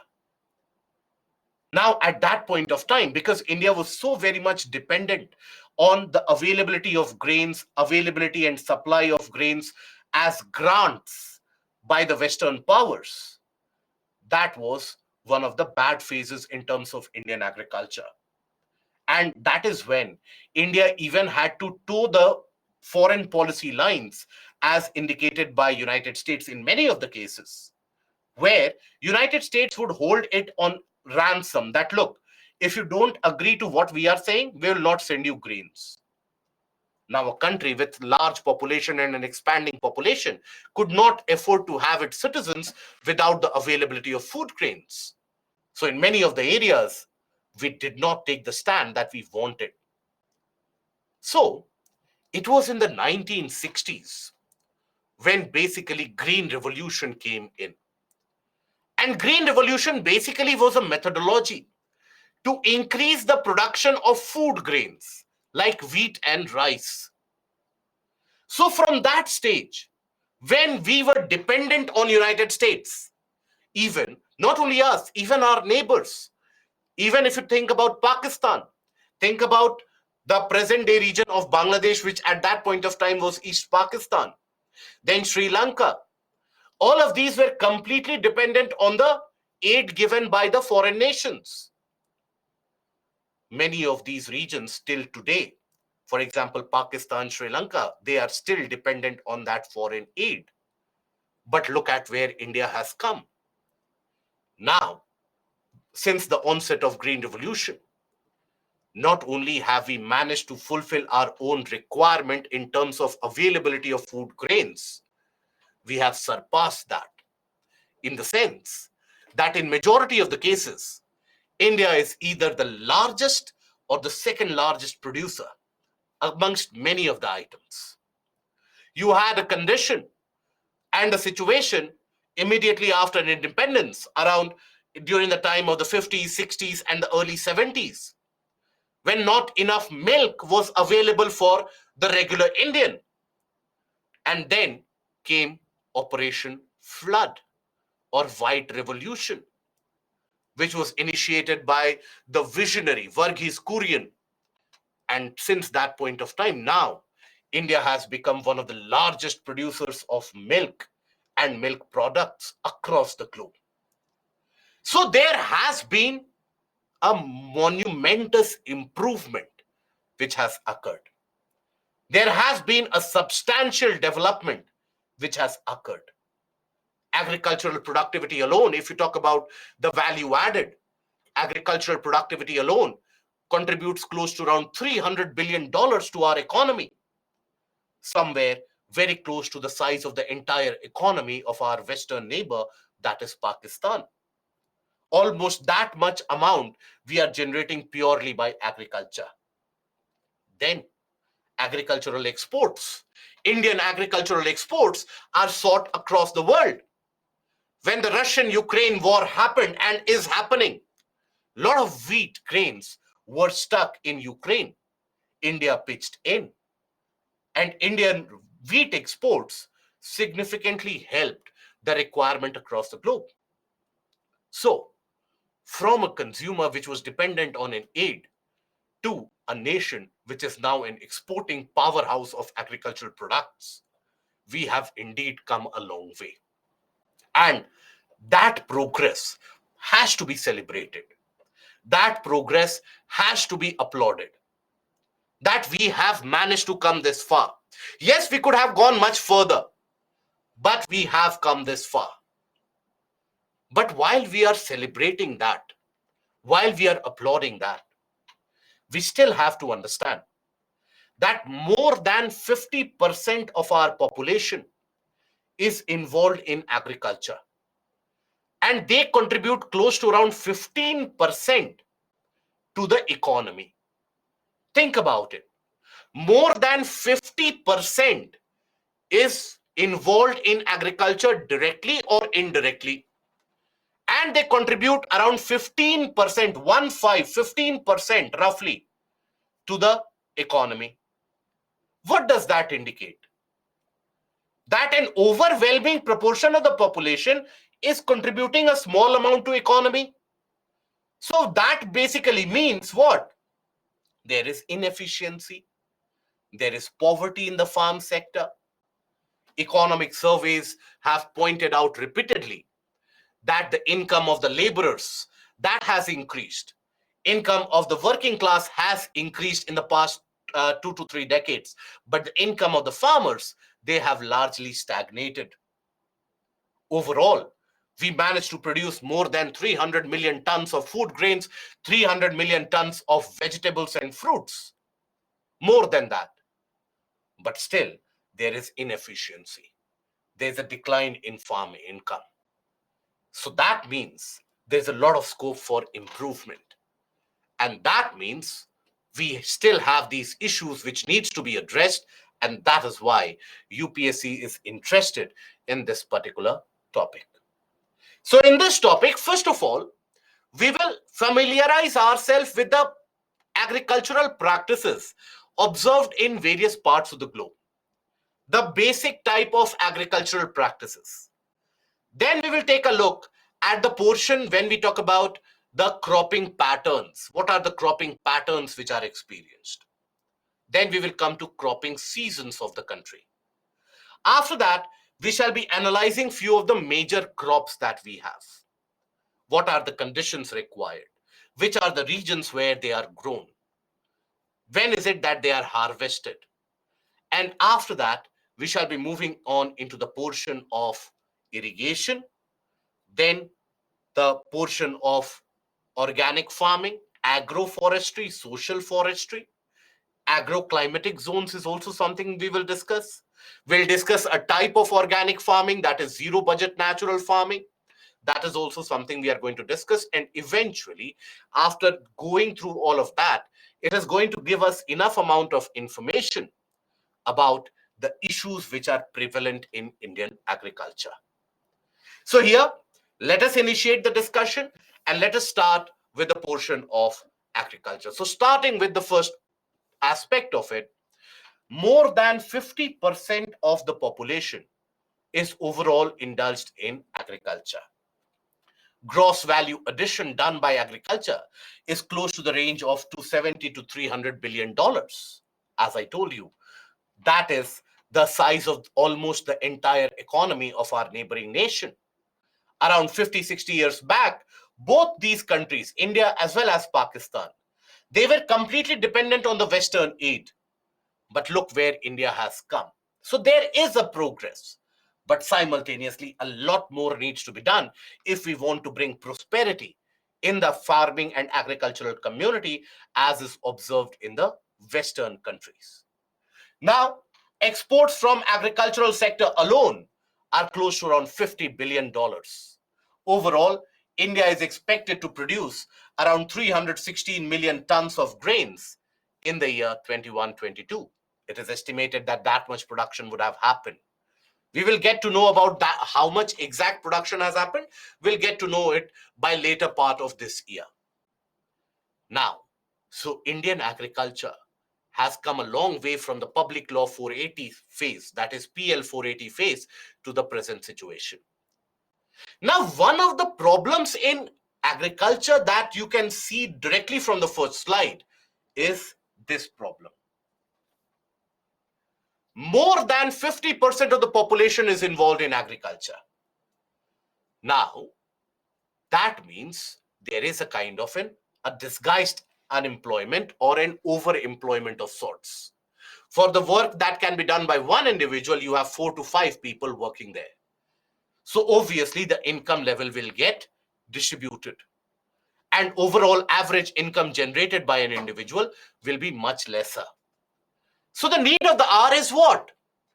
The need of the hour is also to provide certain jobs and opportunities in other areas, to take the labor force away. The overpopulation in agriculture has to be taken away and put in other particular areas as well.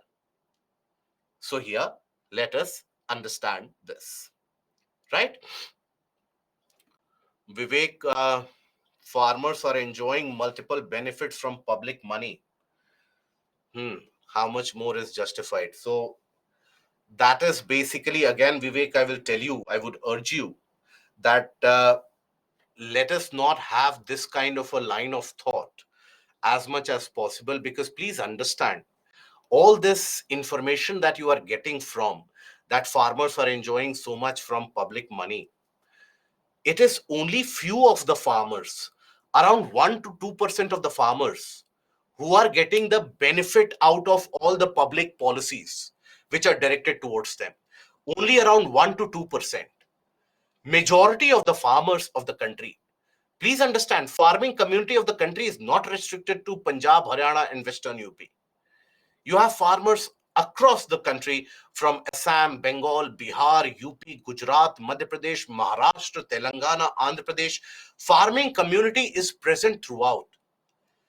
Around 87% of the Indian farmers, they have very small land. They are in the category of either small or marginal farmers. They don't have enough land. So that is why majority of the farmers, many of the farmers, they still live in astute poverty. You have few of the farmers, I agree to that, that few of the farmers in certain parts of the country, they are earning in crores, right?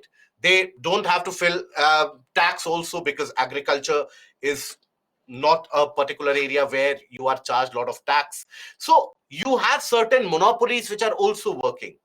Market is improper. But to paint the entire farming community as being the ones who are significantly benefiting from it, that is, my dear friend, not a proper approach to follow. Most of the farmers in India didn't have awareness about government schemes. They still don't. That is correct. That is very, very correct. And they don't have enough amount of awareness about what needs to be carried out in order to improve your productivity, improve your income. As we start discussing that, we will talk about all these portions. Agriculture cannot absorb more labor, shift to industrial sector can absorb more labor. See, there also, when we say industrial production can absorb more labor, Pranay, please understand that it is not the era of 50s and 60s anymore. It was the economic model of 50s and 60s and the early 70s, where all the countries, they shifted from agriculture to industry. That is where majority of the workers went, and then they have now shifted to service sector. In the case of India, we shifted from agriculture to service. Manufacturing was lagging behind. Even if you increase the industrial production, you cannot recreate the situation of the 50s and 60s when, let's say, IOCL is opening up a refinery. 4,000 people are required as job applicants. Anyone who has had a 10th or the 12th degree can go and work as an employee. Now the world has changed.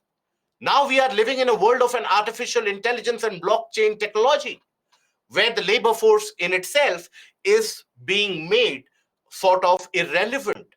So now you cannot create that large a job opportunity where, let's say, you will have 10 lakh people absorbed in 2 to 3 industries. You cannot have that. So that might not be the relevant solution. Yes, industrial shift has to happen. That is very much required. But whosoever is present in agriculture, they have to start significantly thinking about how to make profits now. And there are government policies in place. Various different governments have brought in various different policies for the benefit of the farmers. So here comes the role of, for example, when we talk about, let's say, digital India, startup India, all of that. So making new business entities, becoming job creators, that can be a potential solution to it. right? So in many small areas, you can have small production centers or small such startups. So that is where the solution lies in the long run. But let's see. So we initially start with the types of agriculture. The types of agriculture practiced across the globe and also in parts of country. So broadly, it can be classified into primitive subsistence farming, intensive subsistence farming, and commercial farming. So when we say primitive subsistence farming, intensive subsistence farming, what is the meaning of subsistence? Subsistence basically refers to production for self-consumption. Production for self-consumption.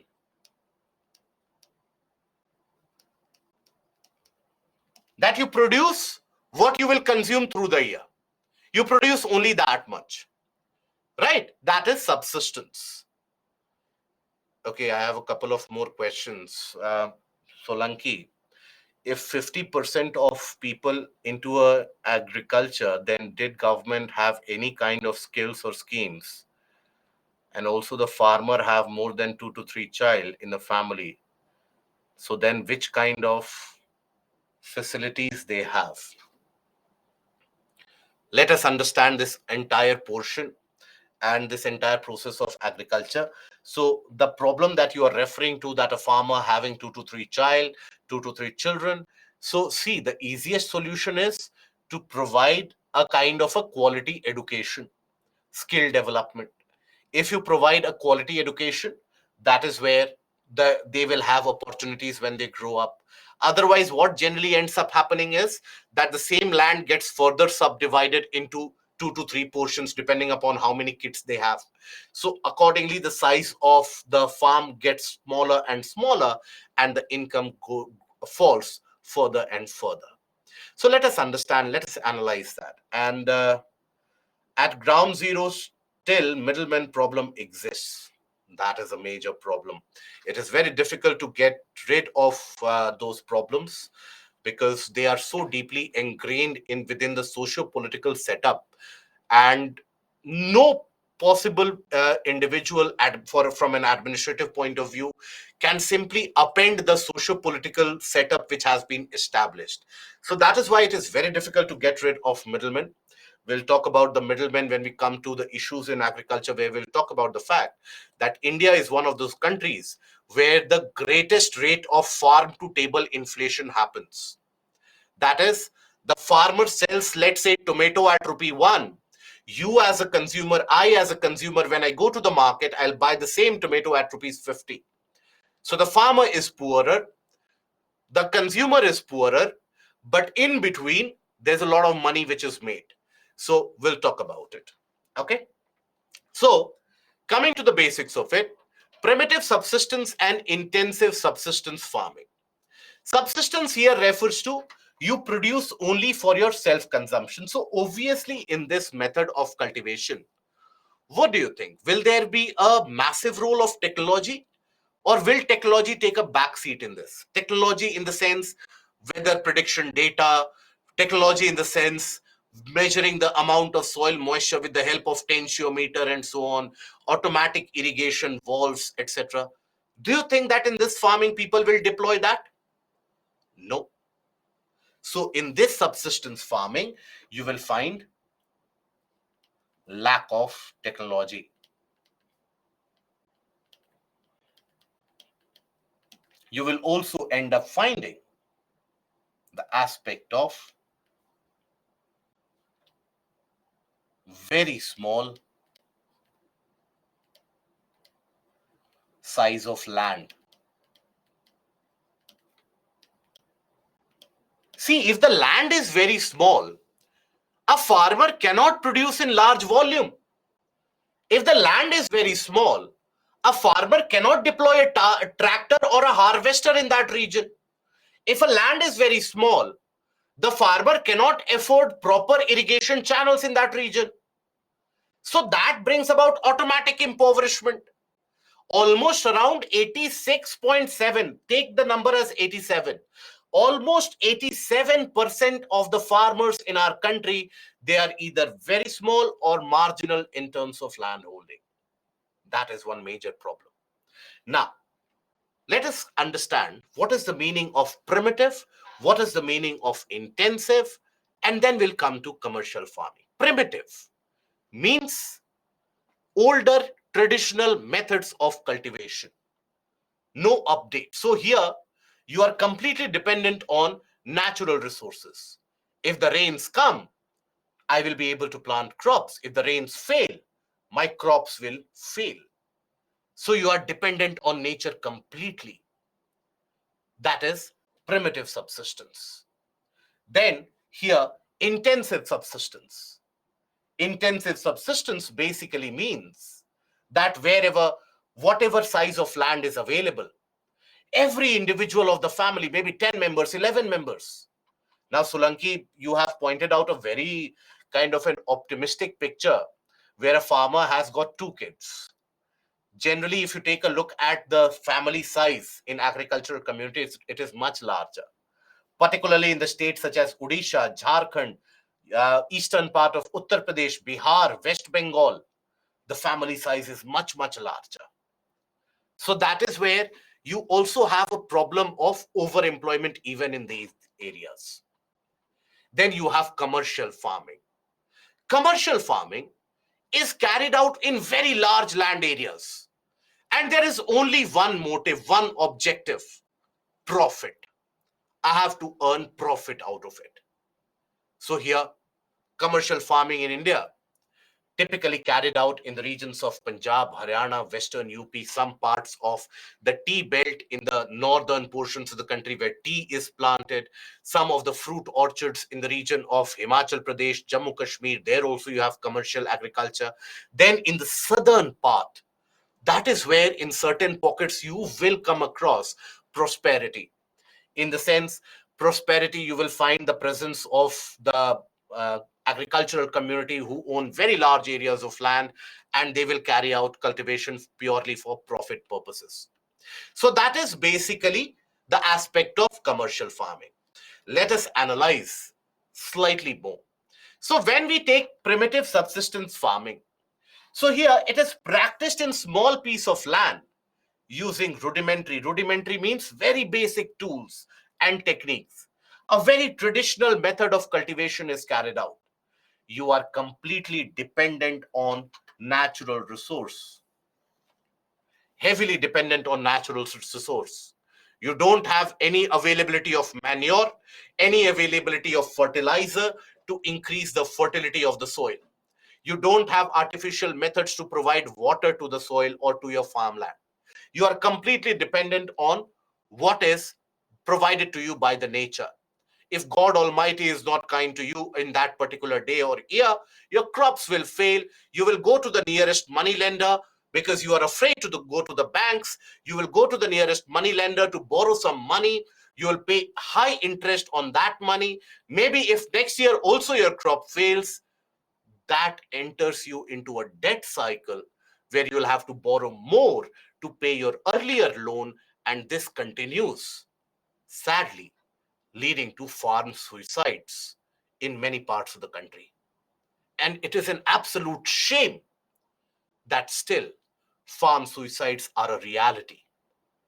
And that is as bad as it can get. So here, food produced is largely for self-consumption. Now, the modus operandi in this, or the method of operation, modus operandi refers to the method of operation. So, for primitive subsistence farming in India, it is generally carried out in those hilly tracts in the parts of the country, be it northeastern states, be it the central India, be it the western parts of the country, be it not significantly in the western part, but be it around the eastern parts. So those hilly portions which do not have significant amount of infrastructural connectivity. I hope that as citizens of the country, Now you guys also have attained a kind of a ripe age where you would have observed the country in front of you for at least a couple of decades. So you also know about the ground reality of the country. In many of the cases, you know the ground reality better than me.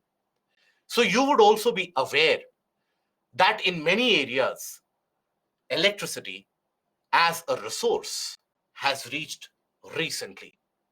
In many areas, still we do not have water supply. In many areas, the availability of a road connecting to the nearest market or a nearest town is still considered to be a luxury.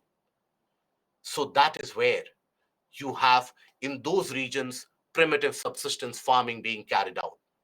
Majority of the tribal population in northeastern states, in the region of Jharkhand, in portion of Chhattisgarh, in some portions of Madhya Pradesh, also in some portions of Telangana, Andhra Pradesh, they carry out this subsistence farming.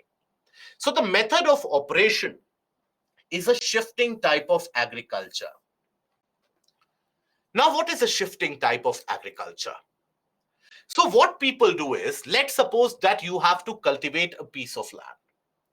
Now, when you have to cultivate a piece of land, what they do is, in the nearby forest, they will clear that piece of land, they will cut down the trees, right?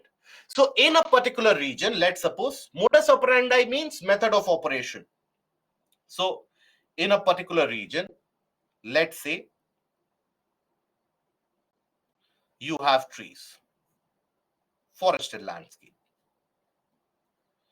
So what is done is that these trees are cut down and the remaining portion, which is still bound to the soil, that is burnt to clear the land. So the land is cleared. And then you plant the crops in that region. When the crops are planted, the crops will grow depending upon the natural fertility of the soil, availability of rainwater. Now, after, let's say, the crop has been harvested, again next year you will plant in the same piece of land. After 2 to 3 years, the land fertility starts going down. When the land is not so fertile anymore, what do? You go to the nearby other land. You clear the other landscape and you do the same process. So you are shifting your land, right? You are shifting the land where you are carrying out the agriculture. Hence, shifting agriculture. In this method, what you are also doing is you are slashing the forest and burning the remnant to clear the land. That is why it is also referred to as slash and burn method. Yes, in fact, correctly pointed out. It is uh, when we say deforestation, so you would be aware of the fact, if not, you should be aware of the fact that one of the major causes, most major causes of deforestation across the globe is extension of agricultural practices. Bringing more areas under cultivation, that is one of the major causes of deforestation across the globe. Okay. So primitive subsistence farming is also of the type of slash and burn method. So here, this is shifting cultivation. So it is referred to by different names in parts of northeastern part of the country. It is also referred to as jhum cultivation. And here, migratory primitive agriculture. So why? Because you are shifting the land of production.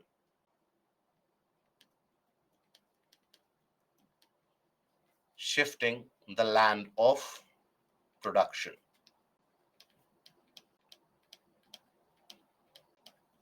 by clearing newer areas. Now, land is cleared with traditional tools and cultivated for a few years. As the fertility declines, land is abandoned in favor of another freshly cleared patch. Generally, you will find cereals and tubers to be growing here. For example, you will find potatoes, carrots, radishes, etc., and maize few of the millets, they are sometimes grown. It is for subsistence, for your self-consumption.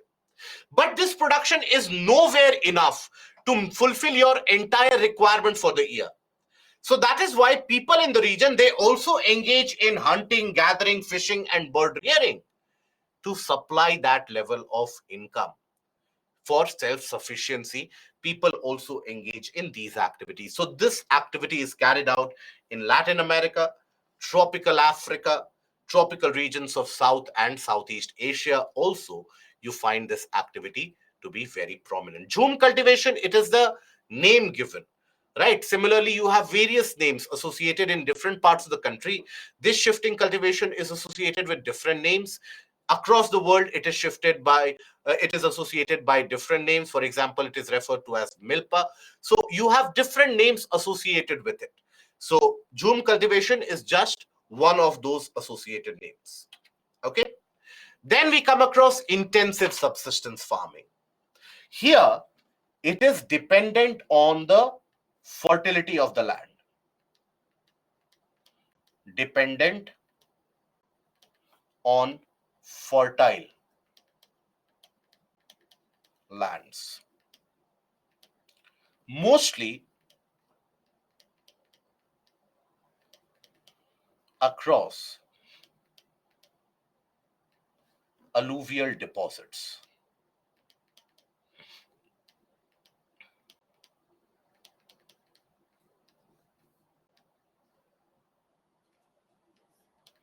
Mostly across alluvial deposits. That is where you come across intensive subsistence farming in general. Now here, it is to be found in river valleys and delta plains in South and Southeast Asia, right? Small farms are present due to high population density, because most of them will be living in these fertile lands. Many people will be interested in living in these fertile lands. So that means there will be division of the land also. So most of them, they get very small farmland. So here also, you don't have much adoption of technology. Productivity and efficiency of production is considered to be very less. So efficiency of production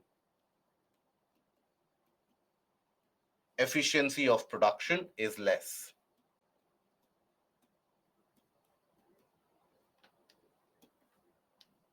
Okay, that is significantly lesser. You will come across dominance of food crops, especially rice, because it is meant for self-consumption. Some significant amount of it is consumed. Some amount of it is saved to be planted and grown next year as well. You have a high intensity of land use. Each and every stretch of the land is put under crop cultivation. It is labor intensive.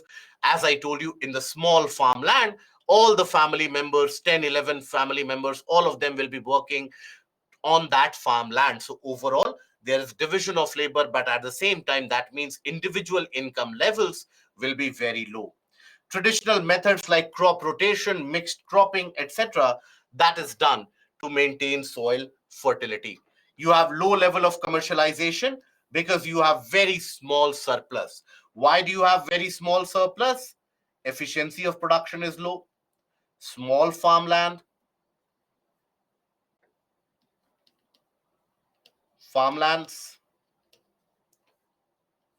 right? Traditional methods,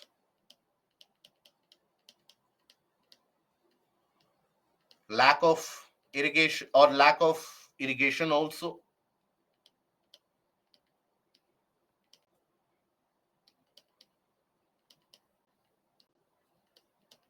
That is also what is observed.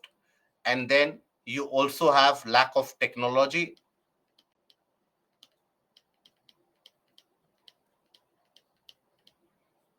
slash tools.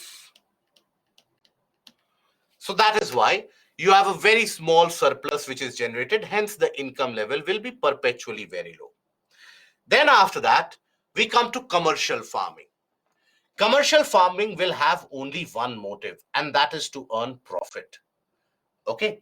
So by the way, intensive subsistence farming, generally you will find across the region where you have alluvial deposits. So for example, in India, you'll find that across the region of northern plains in quite significant proportion. Then we come across commercial farming. So commercial farming is basically carried out for productivity and profitability. So here what is done is that in a large tract of land, land is very large in this case. So in a large tract of land, a single crop is grown. Why? So that you are able to produce in large volume. When you produce in large volume, you are able to negotiate better when you go to the market. You will have a controlling say in determining the price.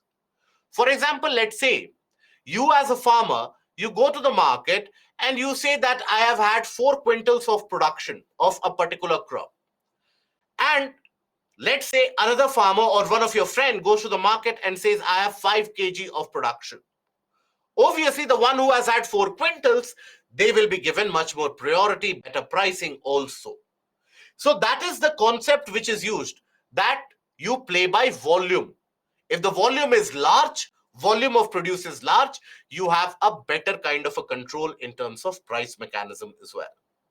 So here it is very commercial in the sense that it is purely for profit, purely profit oriented.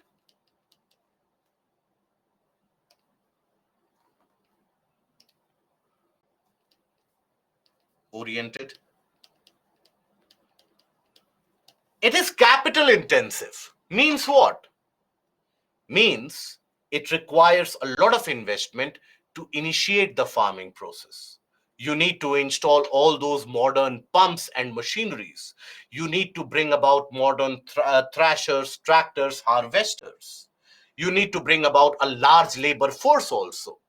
And that labor force is going to cost you a fortune. So here this is means high amount of investment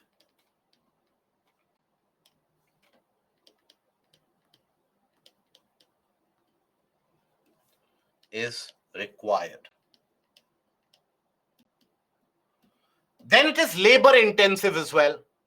Means large labor force is required. Very large labor force. So you have requirement of a very large labor force. And oftentimes for this, you get cheap migrant labors. Cheap labor is required. That is why in majority of the parts of the country, be it in Tamil Nadu, be it in Karnataka, be it in Punjab, be it in Haryana, wherever you will come across these areas where commercial farming is carried out, in whichever region you are living, you will have some or the other area nearby where some commercial farming is carried out. Go to that farmland, observe the laborers who are working there in very atrocious conditions, in very small amount of pay. You'll find that majority of these laborers, they are actually migrant laborers. And that is true for the entirety of the world. When we talk about such farming methods being carried out in United States, there also they will deploy these migrant laborers. In fact, there was a very nice documentary which was actually made by DW, the German channel, which talked about how majority of the people in Punjab now, owing to the attraction of migrating to the West and getting that secure income from there, many of the people in Punjab, what they have done is that from the land that they had, they deployed migrant laborers in those lands. Now they would sell off those lands to get some money. And with the money that they had, they put all that money in order to migrate. Now, majority of them, they are in the region of Italy and many such European nations. They themselves are working as migrant laborers in the European farms. So it is a kind of an irony, to say the least, that you sold the land in order to migrate. And now you yourself are basically working as migrant laborers in large commercial farms. So wherever you have commercial farming, migrant laborers are always sought after. Okay. Dhanya, a labor is paid 200 rupees per day in farming. Fair enough.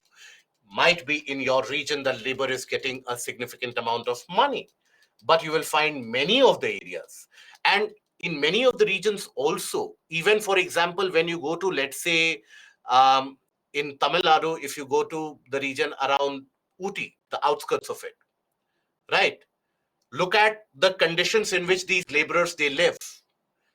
Ever try to venture into a labor colony, you will observe the poultry conditions in which they survive. You will observe that how in very poor conditions they are given an accommodation. They are not even provided an accommodation. They are just given a kind of a sheet, a tarpaulin, and they erect certain bricks and hold the tarpaulin on top. Slowly and steadily with that 200 rupees they are able to build a roof, and then they send the rest to their home. The only reason that we have so many migrant laborers is because in their home state the condition is even worse. There is even significant amount of economic poverty which is present around, right? So that is why. But nonetheless, across the globe, if you talk about migrant laborers across the world on a general situation, no one can say that migrant laborers they are treated in a very nice manner. No. In certain areas, for example, if you go to certain sectors of Punjab, they basically treat the migrant laborers like guests, because they are aware that if the migrant laborers they don't come to the field, they will not have that agricultural production. So that is a requirement of that commercial farming. Then in the commercial farming, many of these farmers and the farmlands, you will find that they have a kind of a processing infrastructure as well, and that is very much required. This value addition provides value addition to the crops, to the produce.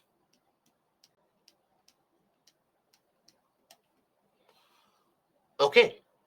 So for example, when we talk about wheat, now wheat is sold at a lower price in the market. Now let's suppose in the farmland itself, you have a kind of a proper storage structure, not only for storing the wheat, but pasteurizing it, getting it free of germs, and then finally crushing it to gain flour. So that flour will be sold at a higher price, right? So if you manufacture something, if you process a food item, it is always going to fetch you more money. That is what is value addition. Then it is observed in tropical and equatorial regions across Asia, Africa, and Latin America. So that is basically commercial farming. Now you also have a type of commercial farming, that is commercial livestock and grain farming. This is what is also mixed farming. Mixed farming is referred to that process in which you carry out crop cultivation. At the same time, you ensure that you are rearing the animals as well. So when we talk about mixed farming, it is crop cultivation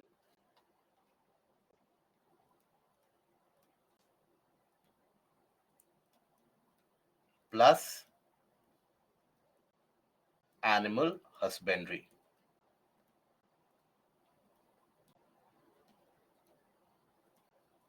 Animal husbandry is rearing of animals, taking care of animals. Now, this is a method by which, this is one of the easier methods by which the income of the farmers can be increased. Because let's say in one particular season, if let's say this particular year is going to be an El Nino year, and next year is going to be more significant in terms of scarcity of rainfall. Let's suppose the crops fail due to failure of rainfall. In that situation, the income that is generated by animal husbandry, that should be enough to sustain you. So that is where mixed farming comes into place.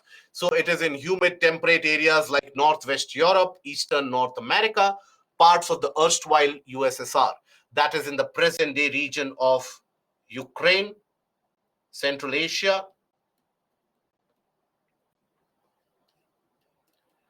Eastern Europe, in those areas. Okay, some parts of Russia also, right? And then Australia, New Zealand, and Tasmania. That is where this commercial livestock and grain farming is carried out.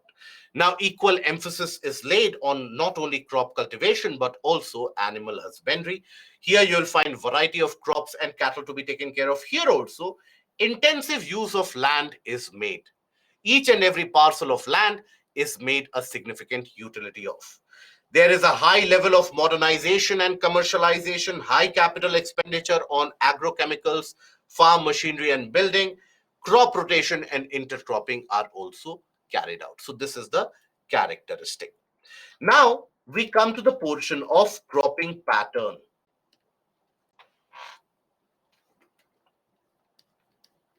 Cropping pattern.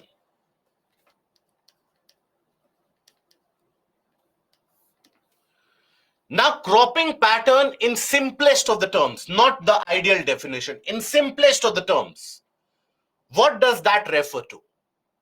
So, cropping pattern refers to the arrangement or the sequence in which you grow crops in your farmland.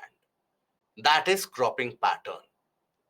Now, cropping pattern is broadly divided into two types. You have monocropping and then you have multi-cropping.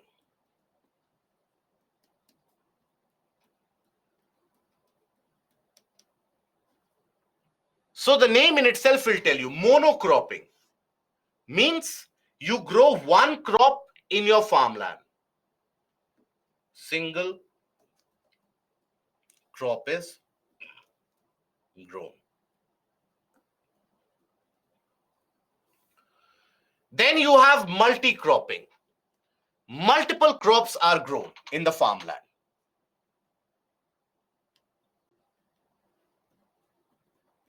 Multiple crops are grown.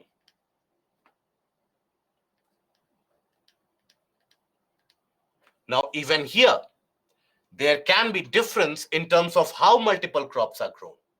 So here also, you have intercropping.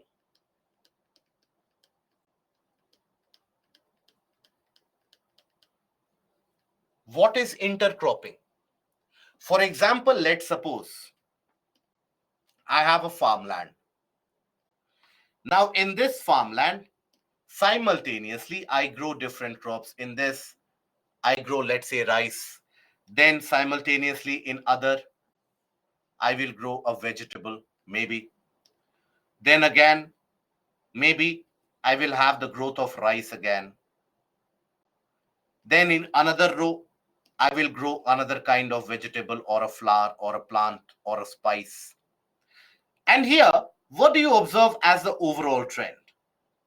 The overall trend is you have a fixed designated row pattern for the growing of the crops. This is what is intercropping.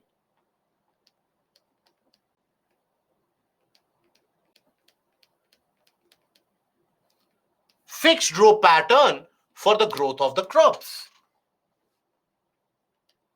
Crops planted in definite row pattern.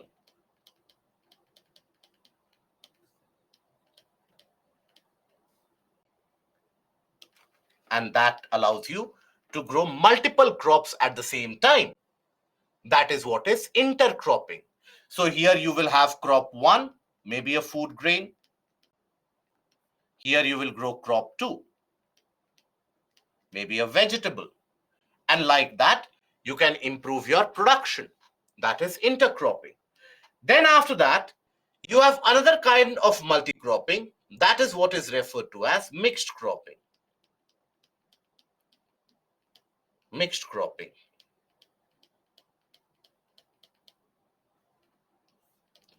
Now, what is mixed cropping? So when we say mixed cropping, imagine again that you have the farmland And rather than growing in definite row patterns, what you are doing is, let's suppose in this region, you are growing in this area, let's suppose tomatoes. Just as an example, I am giving you. Then let's suppose in these areas, you are growing chilies. In this region, let's suppose nearby, you are growing a kind of a food grain, maybe maize, let's suppose. Then in the other nearby area, let's suppose you are growing another vegetable.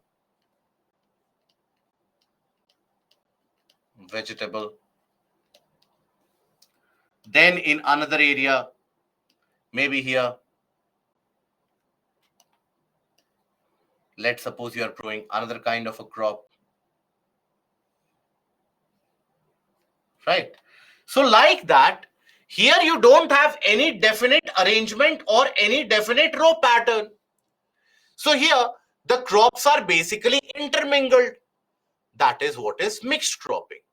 You grow multiple crops but without any fixed row pattern. And then you also have what is sequence cropping.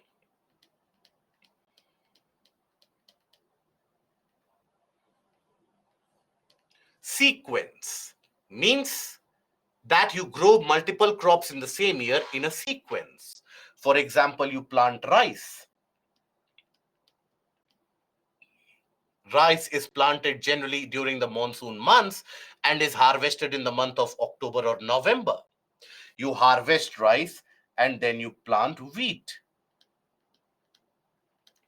You plant wheat in the month of, let's say, November, December. You harvest them in the month of March and April. And again, after that, let's say in the month of March, you have planted watermelon, which will be ready in 2 months for harvest. After harvesting watermelon, again, you will grow rice. So here you are growing multiple crops, but in a sequence. That is what is sequence cropping.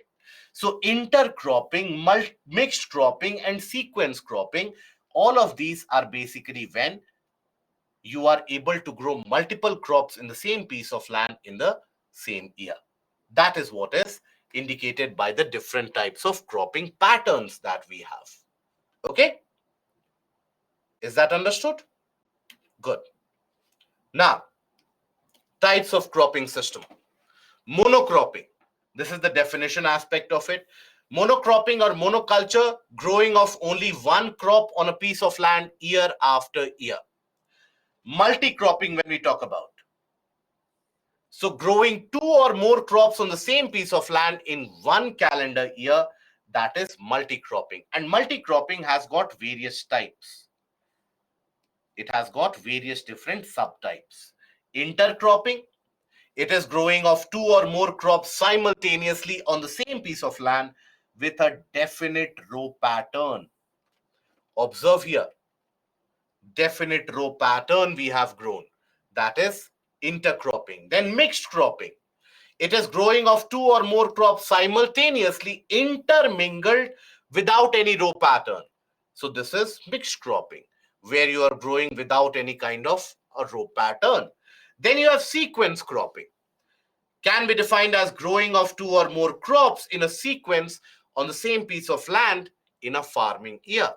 Rice, wheat, watermelon, this is a kind of a sequence. Here you also have another kind of multi-cropping, that is what is also referred to as relay cropping, where what is done is before the previous crop is harvested in the same piece of land, you start planting the next batch of the crops. So that is like a relay race that you would have run or you would have aspired to run in your childhood days. Basically, that relay race is where multiple people, they complete the same race. So by the time one comes to the finish line, by that time another one starts off. So similarly, in the case of relay cropping or ratoon cropping as it is referred to, before the harvest of a crop has happened, the next batch of crop is already planted. So that is the cropping pattern. Then we have the cropping seasons of the country.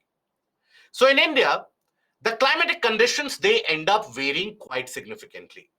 So accordingly, the seasons that we have the Rabi season, Kharif season, and the Zaid season. Rabi season or the Rabi crops, these are also referred to as monsoon crops because they, or rather, they are referred to as winter crops. Winter crops, generally grown in lower temperature. Kharif crops, they are referred to as monsoon crops. They are planted after the monsoon season. Zaid crops, they are referred to as summer crops during the summer season, the present time that we are in. So what is Rabi? So here, crops are planted. So low temperature is required.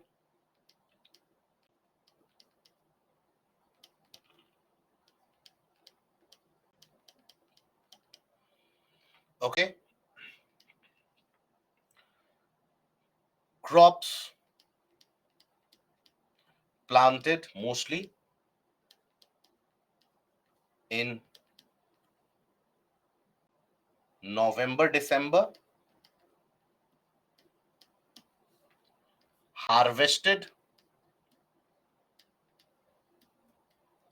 in March, April. Example, wheat, mustard. These are your examples. It is this Rabi crop which gets destroyed when you have western disturbance causing rainfall in the northern parts of the country, especially during the months of March, April, and even May. A lot of these Rabi crops, they are destroyed. Then you have Kharif crops. Moist conditions are required. So, crops planted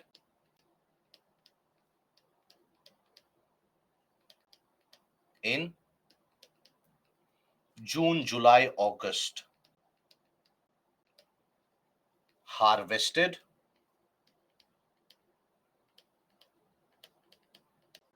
in September, October. Example, you have rice. You have even the example of, let's say, cotton. That also comes under Kharif crop. Then you have Zaid crops. These are referred to as summer crops. So, mature very fast.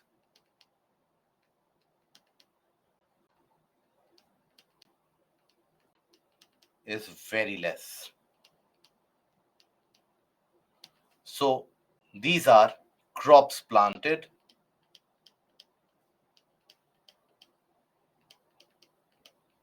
in April, harvested in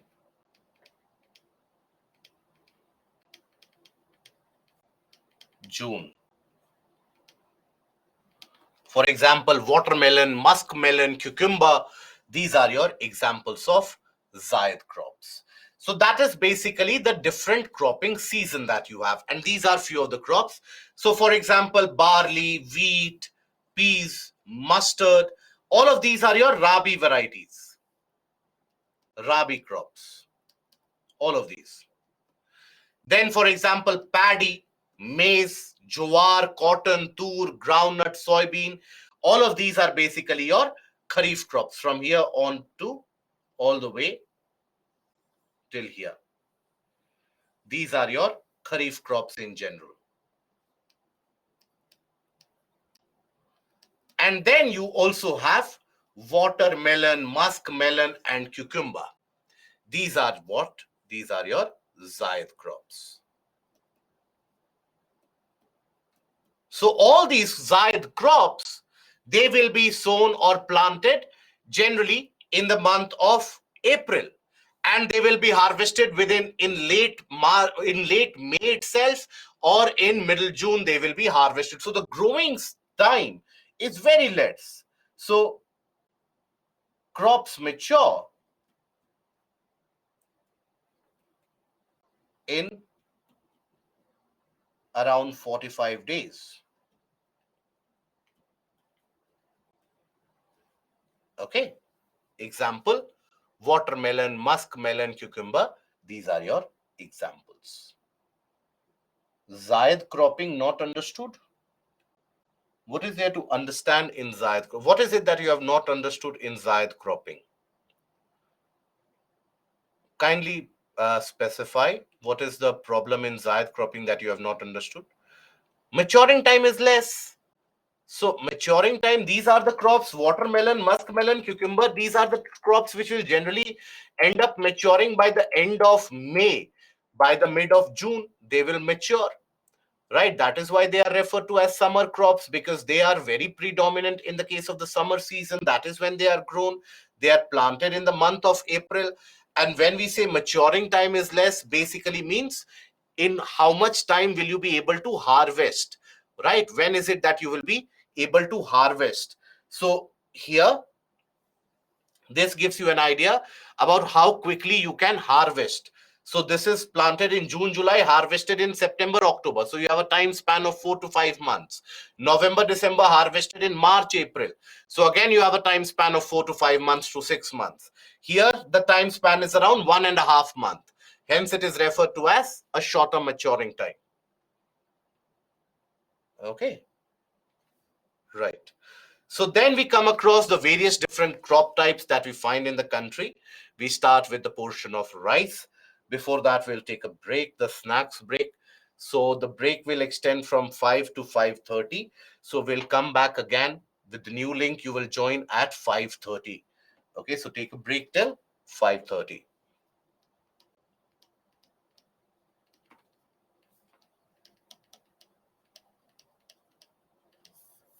Okay, and we'll be back.